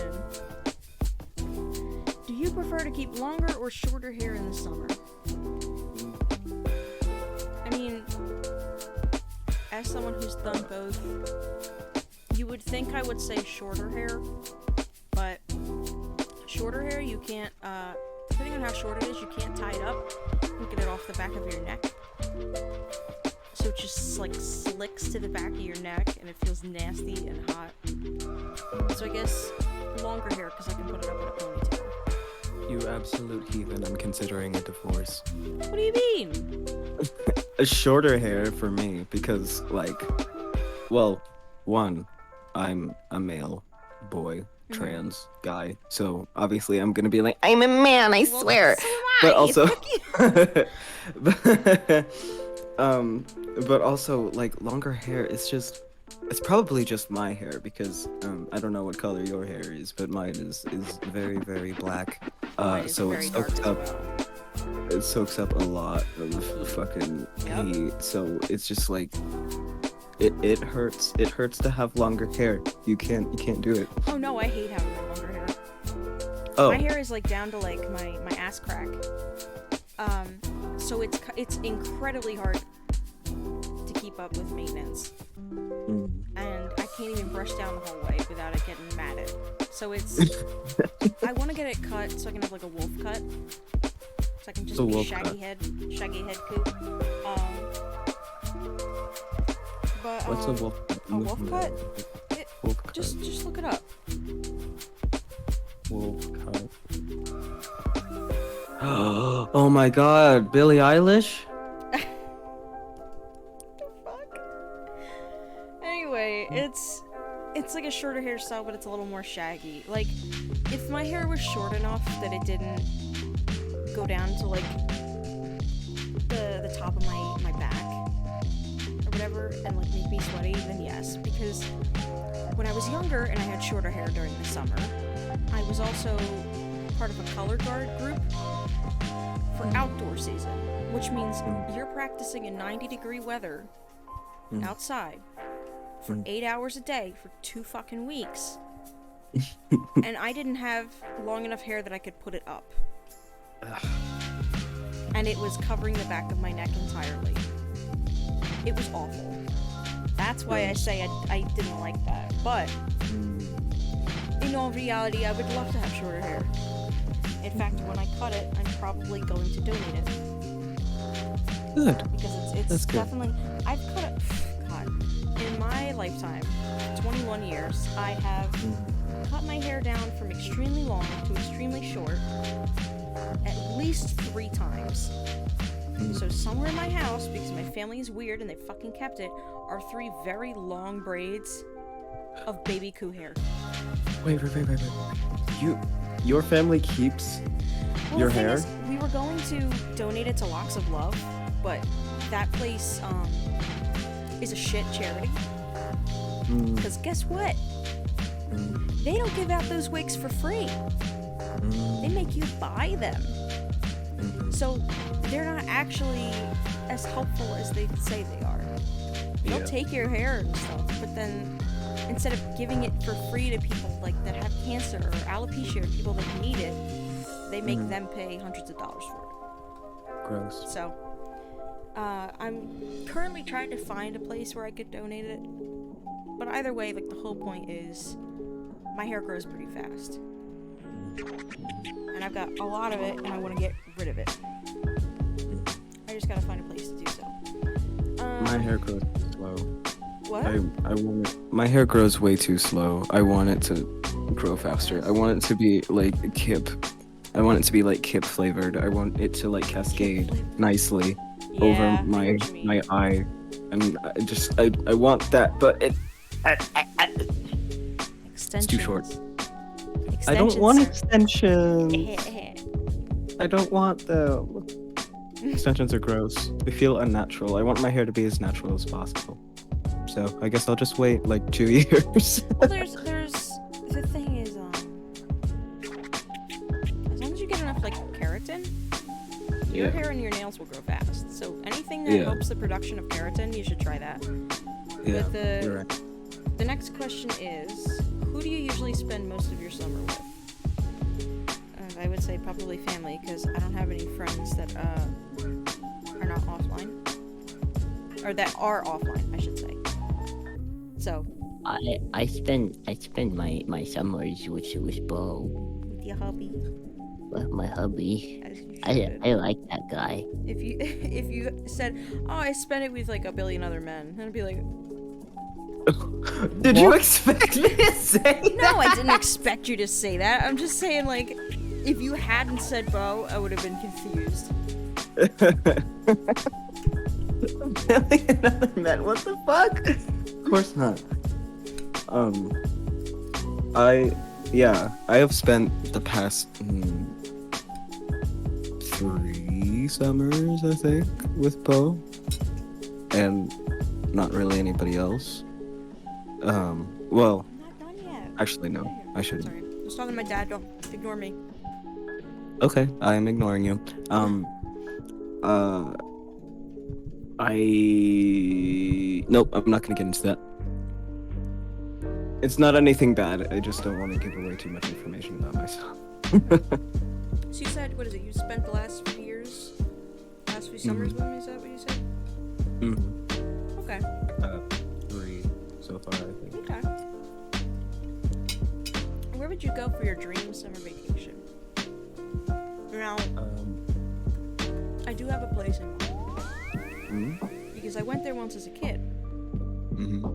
and it was Brigantine, which is like an island. Uh-huh. There's a bridge that goes over the water to it, but it very much is very sequestered. Sorry, I had like tomato on the side of my mouth. I couldn't get out. And when I was a kid, we rented a whole house. Like it was a one-story house, but it was a beach house. Mm-hmm. Like maybe a block from the beach. And it was a quiet beach because it's not like Ocean City or anything like that. So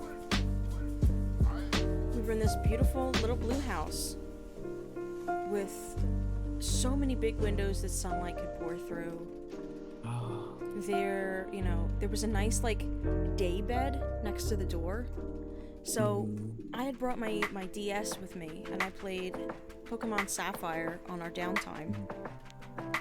We would be at the beach for like 6-8 hours a day. And then during it we also went to visit Ripley's Believe It or Not. Like there was so much stuff we did there, and it was where I got my first Pokeboard. And I was out in the sun so long that I actually got my first sunburn. Because I brought 2 swimsuits, right? And the first one I wore had straps on each side, so the middle of my back got the sunburn, and the other bathing suit I had straps that went across the middle of the back. And I was like, why does it hurt so much to wear this one?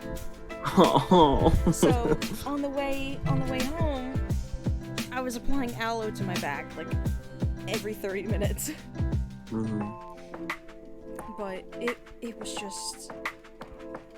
the best vacation I've ever had. Because we don't have vacations. We never had enough money to stay anywhere. We didn't have yearly vacations. We had a day where we went to the amusement park once every summer, maybe. So this was something my mom had like saved up for.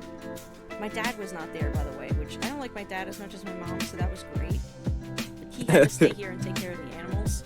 So it was just me and my sister and my mom, and then my nieces. I think my brother was able to come or whatever. And in the car, because we were gonna be there for so long, there was a tote sitting next to me in the car filled with food while I was in the back seat. So it was pretty cramped, but it's one of my favorite memories. I love thinking about it. I wish I could go again. It sounds like paradise. It was so nice. I've never really been anywhere for a summer vacation. Closest thing I can think of is Sorry, I don't have a burp command. I didn't burp. I just cleared my throat. Oh, I thought you burped. I had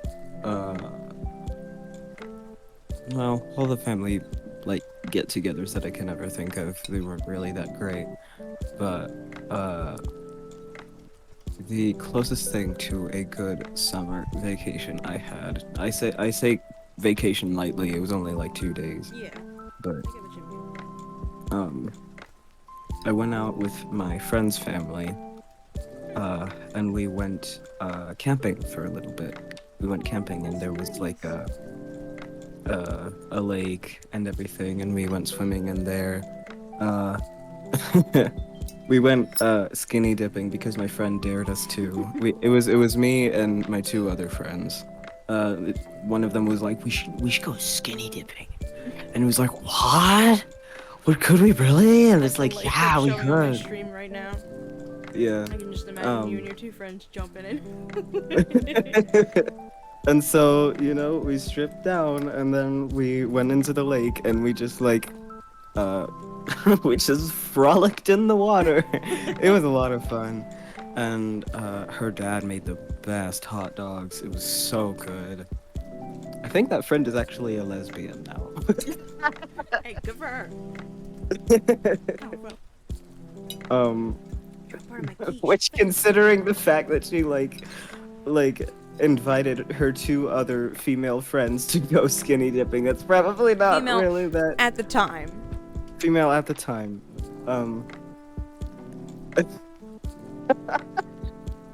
Yeah, no, she's totally a lesbian now that I think about it. But getting off track. I remember one of those nights when we were all trying to sleep. My friend was like, "Dead name, look!" And then I looked, and it was the most beautiful moon I've ever seen. It was huge, and it was like a little bit bluish, and like you could see so many stars, and it was so gorgeous. It was great. I miss it so much. I wish I could go again. I will say, there's only one time I've seen a sky without light pollution. Mm-hmm. Only once. Because where I live, it's there's a lot of it, even if I'm in a suburb. So what came after it was one of the days I had to go to the hospital because of emotional stuff. We'll just leave it at that. But before that, my family was like, "Hey, you've had it really rough with these sort of like abusive issues with friends and stuff like that. So we're like, let's go to the beach." And it was, of course, not hard, or it was hard to not think about them while we were there. But something I remember that just blew my fucking mind was because we went later in the day instead of early in the day. So by the time we got to Cape May Point, it was completely night, and it was still kind of cold because this was around November. So I went out and I walked out, and as soon as I walked out of the car, I looked up and saw every single star. Just clear as it was like traveling to a new dimension. I've never seen so many in one area. I've never seen a sky that clear. It was like having a fisheye lens on your eye.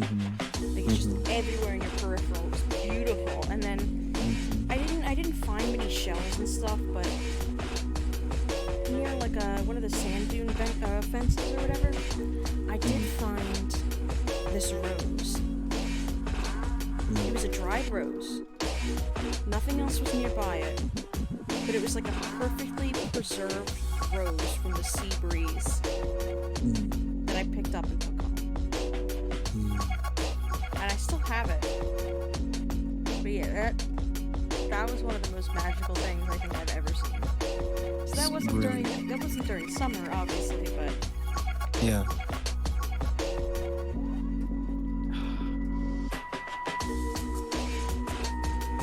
Ah, memories. Delicious, delicious memories. shit, I gotta turn down this YouTube video just a little bit. 'Cause it's harder to hear you. So that's Whoa, all there's a the- dragon bunny on your head now. I've been lurking the whole time. I am not a dragon. How dare you? I'm a vampire. Oh, hi again, Figgy. You've been lurking the whole time. Hi! It's okay, we like lurkers here. Lurkers are friends too. You What? I'm a vampire. A I'm a vamp? bunny vampire. I'm telling Figgy. Bunpire. Bunpire. I am a bunny and a demon and a vampire all at once. Beamonpire. Demonpire. Can I plug myself real quick? Go ahead. Fuck it. Do whatever the fuck you want, man. Okay. You can see my full design on my Twitter. Yeah, go check out his Twitter page.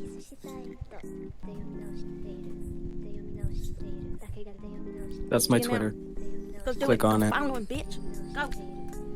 Go. I'll check it out. Thank you. It's such a, Muchas gracias, mi amor. it's such a good design. I Thank really you. want to draw That it, was but good. like what keeps getting in the way is I'm like, ugh, what am I in the mood for drawing? Do I want to draw a scene like this, or do I want to draw this? And then I just too many ideas. Brain can't handle. Too hot. Too broken. You can just like draw me with my boobies out. Honestly, all right. It's gotten close. Like every now and then I'll see a reference where it has the eye style like how you draw them, like that kind of sultry eye, and I'm like, oh, okay, I could use that to draw Kit, like as a reference. But yeah, that's all I got for those summer tags. So I guess.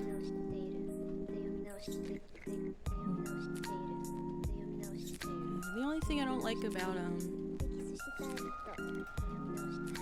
as much as I don't like the heat of summer, there's just something about the look of summer that just makes me really happy. So when it I starts hate to get- summer. So when it starts to get cold and the skies get more overcast and the trees don't have that green, there's just something I miss about it. Yeah, I can't agree. I hate summer so much. What about summer do you hate though? It's hot and everybody's like, "Oh, it's summer. It's time to go outside," and I hate going outside. Okay, but I hate those things too. I just don't like it. It's not a good season for me. I like fall better or Okay, winter. you like fall. What is your favorite holiday? Christmas and my friends' birthdays. And also my birthday. Doesn't say Halloween. Disappointment. Disappointment? Disappointed. Disappointed. Why? Halloween is my favorite fucking holiday. I But mean, I everyone guess I it's know says okay. Christmas. I said my friends' birthdays. But that's And- no, that's, and my that's birthday. understandable. That's nice. But like, hating when people. Okay, I've had Christmas like shoved down my fucking throat for so many years by my family Oh. that I just. Every time I hear a Christmas song, I'm like, no, please turn it off. No Christmas songs before Thanksgiving. Thank you. I'm just a simple cat boy with no official design. Yes. Yes. I'll make one for you. Ooh, for money, of course. Yeah, of course, for money. The thing is, usually I am a character designer. I fucking love designing characters and outfits and everything. But recently with streaming, I also don't have as much time to draw because I do entertainment stuff now, but I'm also like, my energy level has kind of dropped a little bit. So I just needed something fun to do that wasn't like, didn't take too much brain power. So what was, I love writing characters in these, bro. Oh, I love me a lore writer. Oh, love that shit. I could make a magnum opus about a character, and then they're like, yeah, but you should give me a reference. And I'm like, headshot? No, full body. Headshot. A headshot? Okay, I got you. Headshot. Do you want maybe the color palette? Does the color palette work for you? No, I need a whole reference, please. Do you want like something like a Pinterest mood board or no? Full reference. Thank you. Like so many of my characters for the longest time, they just had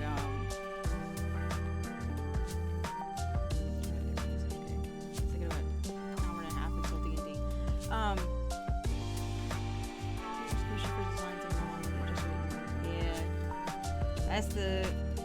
That's the part that gets you. It's the waiting. What was I saying? Character reference. Oh, okay. For the longest time, all I did was like a headshot because that's all I could muster the strength for. Because even that would take me a while. And then I got to Mazzalan and I was like,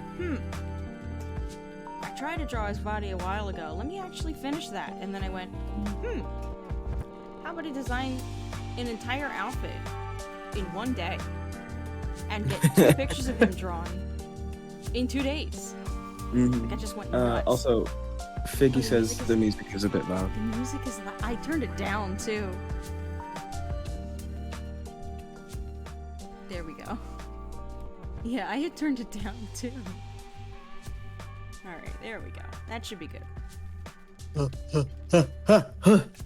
Make me yawn, I swear. Fuck. No, woof, woof, woof. A woo woo? Oh, woof. That's right, I finally got enough money together to pay for Koo's monster design. Oh. It's just overpowering your voices, but it's better now. Okay. So, something I figured out today that, you know, the normal, like, Koo, wow, you're an idiot, was, I have a pay card from work. But this is the first time, like, because it's such a big company that I work for, like, the assisted living place with all these senior citizens that I work for is part of a very large chain. So they have enough resources to where they can do all this shit with like accounts, like, you know, it's to the point where you can go on an app and clock in through that. You don't even have to go to the machine to do it. And they have a pay card option which lets you take money out early from your paycheck. So you're not just stuck in a 2-week window, you know? Yeah. And for the longest time, and what, by the way, you can't take everything out of the paycheck. They have an earned pay reserve so that you always get a paycheck of some sort. Which is nice. But anyway, I was transferring the money from the pay card to my bank account, which would take about 3 days, not including weekends. Then I got the money today and I'm like, on my pay card, and I'm like, fuck, I'm gonna have to wait 3 more days to commission this person. And I thought to myself, Koo, you dumbass, you can just put that card on PayPal and pay with that. You didn't have to wait 3 days all this time. Why did you do this to yourself? Because you're stupid. Because I'm stupid. But yeah, so I had one of those idiot epiphanies. We've already been going for how the fuck? 3.5 Time flies hours, when damn. you're a talkative bitch. What? I said time flies when you're a talkative bitch. Yeah. Bro, when I was I'm not calling you a talkative bitch, by the way. I'm just saying words. Yeah, but if you were, then I was laughing at it. Oh, okay. I'm Yeah, sorry. You're fine. I know I'm talkative. Okay. What is it? When I was reading the spooky stories earlier. Yeah. Let me see. I think it was around calls from my girlfriend, which is 1, 2, 3, 4. It was like 4 stories from the end. It was like right in the middle. Yeah. I could feel as I was doing that sort of lower, just in general, male voice. I was like, oh my god, something down deep in my throat is like aching and scratchy. I'm like, am I gonna lose my voice? Does it hurt? Oh, no.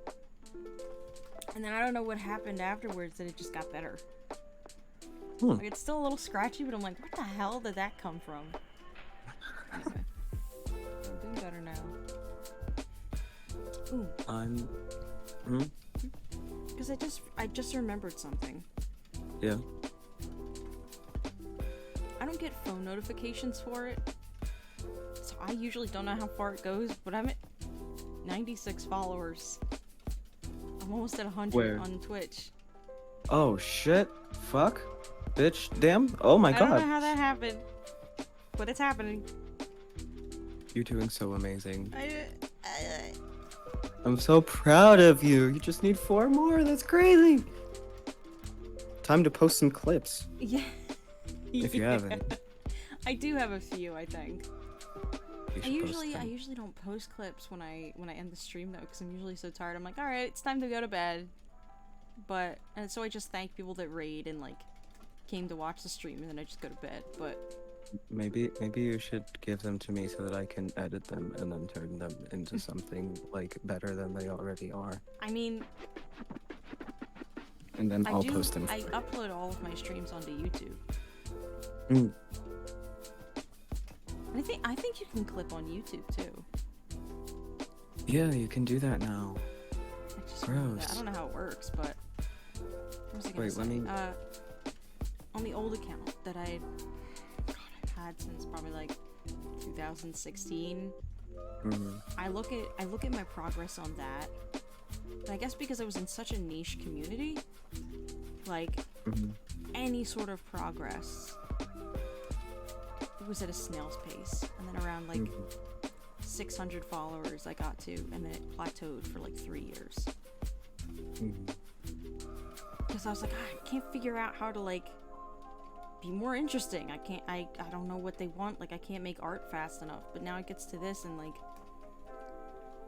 getting to play a character, getting to be an absolute idiot gremlin, Mhm. being myself, talking on stream, playing games I like it's doing so much better for me than I could have ever been doing before. Mhm. And I'm literally just fucking around and having fun. It's the best. Mhm. It Oh, wait, is. what is... Meme Love, why did you mention me? Oh, it was a tier list. Huh? Oh my god. You're on a lot of tier lists. Well, that's because I join a lot of them. I love seeing what people think. Mhm. Me too. I should Okay. probably join a few tier lists. I got on S. Oh, you did? Oh Yes. shit. See, a lot of Hungry. a lot of tier lists are... They're not always like an S to F tier. Yeah. Sometimes it's just like, hey, I would head pat you. Hey, I would hug you. Hey, I'd go on a Yeah. date with you. And stuff like that. Or like a... What is it? The one that Juliet and Zale did. Where it was Mhm. like... Like, The options would were I like, eat you? yeah, how I'm gonna eat you, already digesting you. I can use you in a few recipes. Take a bit Yeah. and run. Like, a lot of them are super fun. It helps get you around because you get to Mhm. see people and people get to see you. And it's also just fun to hear what people say about the designs because usually they like them. And they're like, Mhm. like, what is it? The one time I was on a tier list and someone in the stream said, oh my god, we love a boy with a birthday.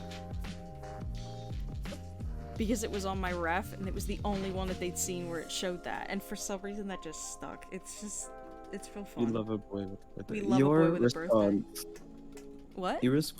your response to me, like, putting you. Did I put you on a tier list? Yes, you did. And I freaked Yes, out. I did. I. So hard. It was so sweet. It made me cry.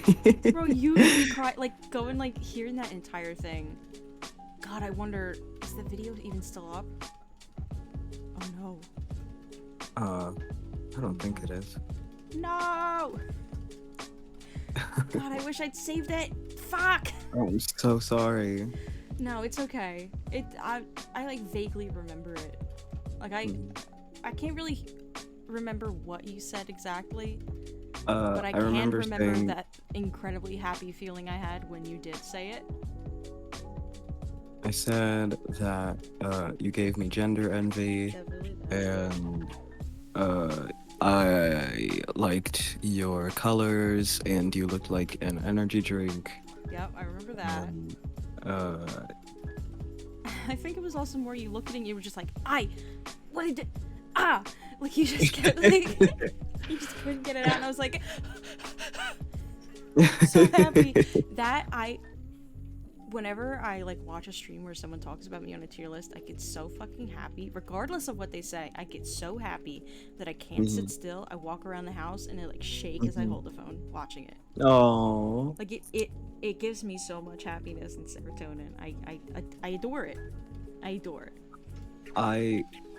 One time I joined a stream that was like, drop your PNG and I'll draw you on stream, and then I joined the stream, and then this person, it was like, this is not a nice story. It was like, Oh? this person like saw mine because I was like the first one to drop my PNG. Mhm.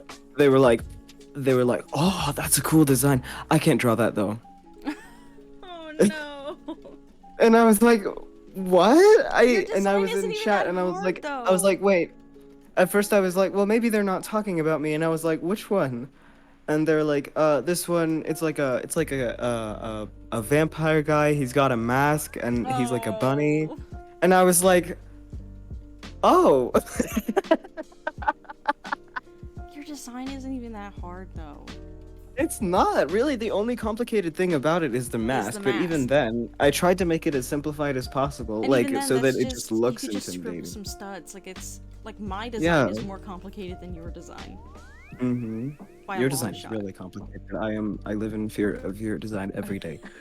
Also, it's like- I was like a couple times I was like I wanted to like draw you. Um but like as a warm up or something, but so that I'd No, pull up your warm rep I'm the sheet whole damn mule. and then and then I was like trying to draw like your hair. Your hair it isn't even that complicated, but like I think like the whole thing The highlight. it just like got to me, and it was just you know what, art is stupid and I shouldn't do it today. The highlights fuck with me every single time I try and draw myself, because I'm like, especially if I'm doing it in black and white, I'm like, how the fuck do I make this monochrome?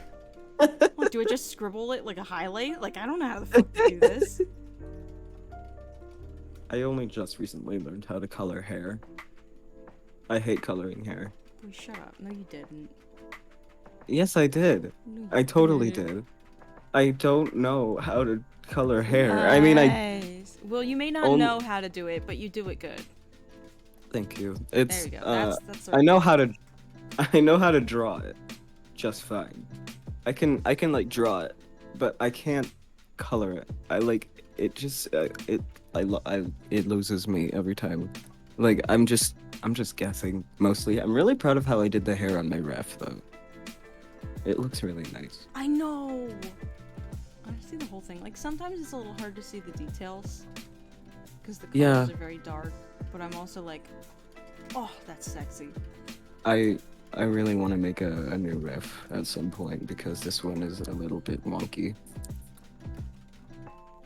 It's good, but it's still kind of wonky. I might update my colors too, just a little. Am I talking too quiet, by the way? No, I'd say you're fine. Okay. Like, I'm watching like the sound levels, and you're talking at a perfectly normal level. Thank you. If you weren't, I would have turned you up or turned you down. So you don't even have to worry about that. Oh, you're gonna turn me up? Oh my god! Wait. No, I'm like, I was like, let me just check on Twitter for a second, and I see a picture the fucking crocus drew, and it's just one of the things in here is just a dick with a condom on it, and I'm like, what the fuck? Oh, On a doodle fun! page, Yay! just stuck in there with everything else, and I'm like, what? Gotta love it. So fucking What? chaotic. God. Okay. PayPal has recently increased its transaction yeah. fees. A $1 tip will now only net you a It'll only give 40. you half now. Yeah. That's Fucking bullshit. stupid. That's really stupid. I don't like that at all. Cool. Wow. They do say Amazing. that what is it? Ko-fi does alerts though, so you can use that instead. I think, Mm. and that doesn't take away from your money. Ko-fi also has a membership option, so it's like becoming, it's like becoming Patreon, but like better. Better Patreon. I think I'm gonna use coffee at some point. Ko-fi. However the fuck you pronounce it, I don't know. I would like to use it. It's. I usually don't get a lot of people though. Whenever I advertise, Yeah. I think I would nowadays, but nah.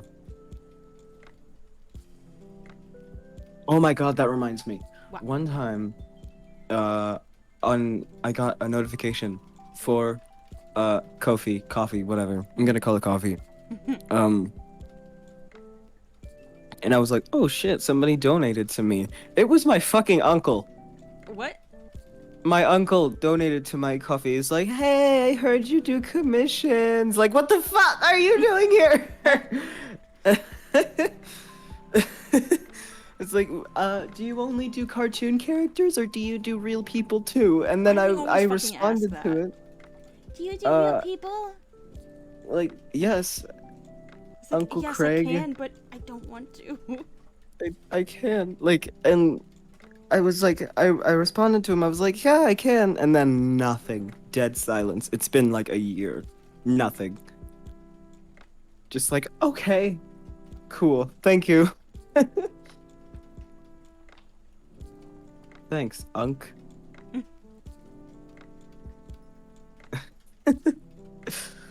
Oh, man. And then I asked my mom about it. I was like, did somebody give him my social media? What happened? And then she's like, I didn't.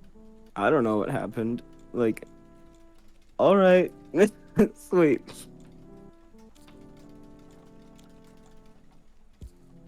He's really weird. He's sweet, but he's weird. As uncles are, usually, now that I think about it. I'm gonna be a cool uncle, though. I'm gonna be the best uncle ever. Whenever my I think you younger would. siblings have kids. I also think I would. I know I would. I'm going to be, I'm gonna be the cool uncle that's like, it's like, hey kiddos, I got you the brand new Xbox. Xbox sucks, but I got you the Xbox because I'm just that rich and cool and pretty. I'm also gonna I'm also gonna force feed you the gay agenda for no reason. You know, one of the things people used to describe me as years ago was a fruit with an agenda.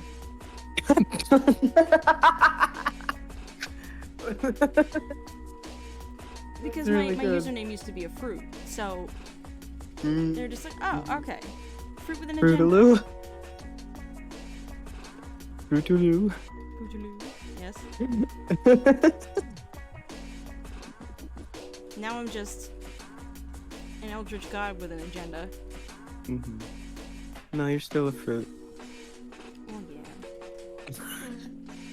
yeah. Yeah. Yeah. Yeah.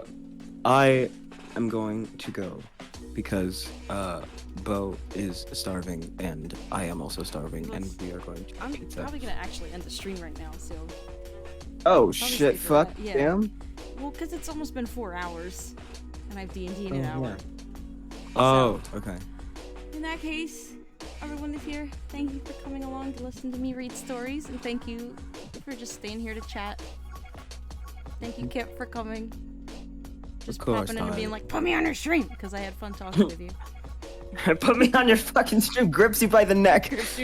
It's like that one picture where they're, what is it? It's like someone's gripping the neck of the child, and he's got like his face is like pushed I in. know what you're talking Fucking about. love that I know what picture. you're talking about. I love that picture so much. I need Fuck! to make Now I one gotta for redraw Kootooloo. that. I need to make I one gotta for Kootooloo. redraw that. You what? I gotta redraw that. Just a Redraw gloved it. hand, Yeah. like just grabbing Koo's face. With like the big wide eyes from that one emote I've got. Like the here, I'll put it in chat so you can see which one I mean. I fucking love Cowie for making it for me because it's such a good emote. It's this one. Where the eyes are big and the Oh face my is wide. god. Amazing. So you just like squish that and it's like eyes are even bigger and it's like the kind of like terrifying Exclamation point smile. burp. What? Exclamation point burp. I just burped. Anyway, so as I'm saying, thank you for coming. I'm gonna have a stream tomorrow. I'm probably gonna play a game. Probably gonna be the first Paper Mario. That's gonna be later in the day because I'll actually have time. But until then, thank you for coming. I will see. Let me see real quick who I can raid, and then I guess we'll do with that what we. Oh wait! I have a suggestion. Okay. Cryptid Calling. Oh, She wait, is a wait, very wait, good friend of mine. Who Oh, I have a wait. suggestion. My fucking stream started playing on the Twitch page. Okay. Just type their name in here, and then I'll read. Cryptid Calling. It. Okay. They're online right now. Yeah.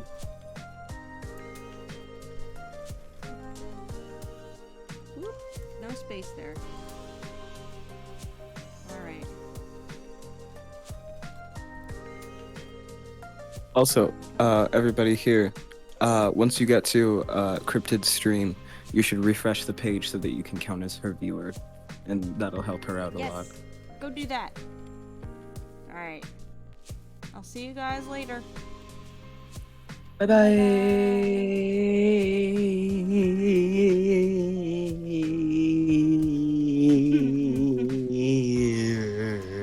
Oh, she's playing fantasy. I love Final Fantasy. Alright. Here we go. 3, 2, 1.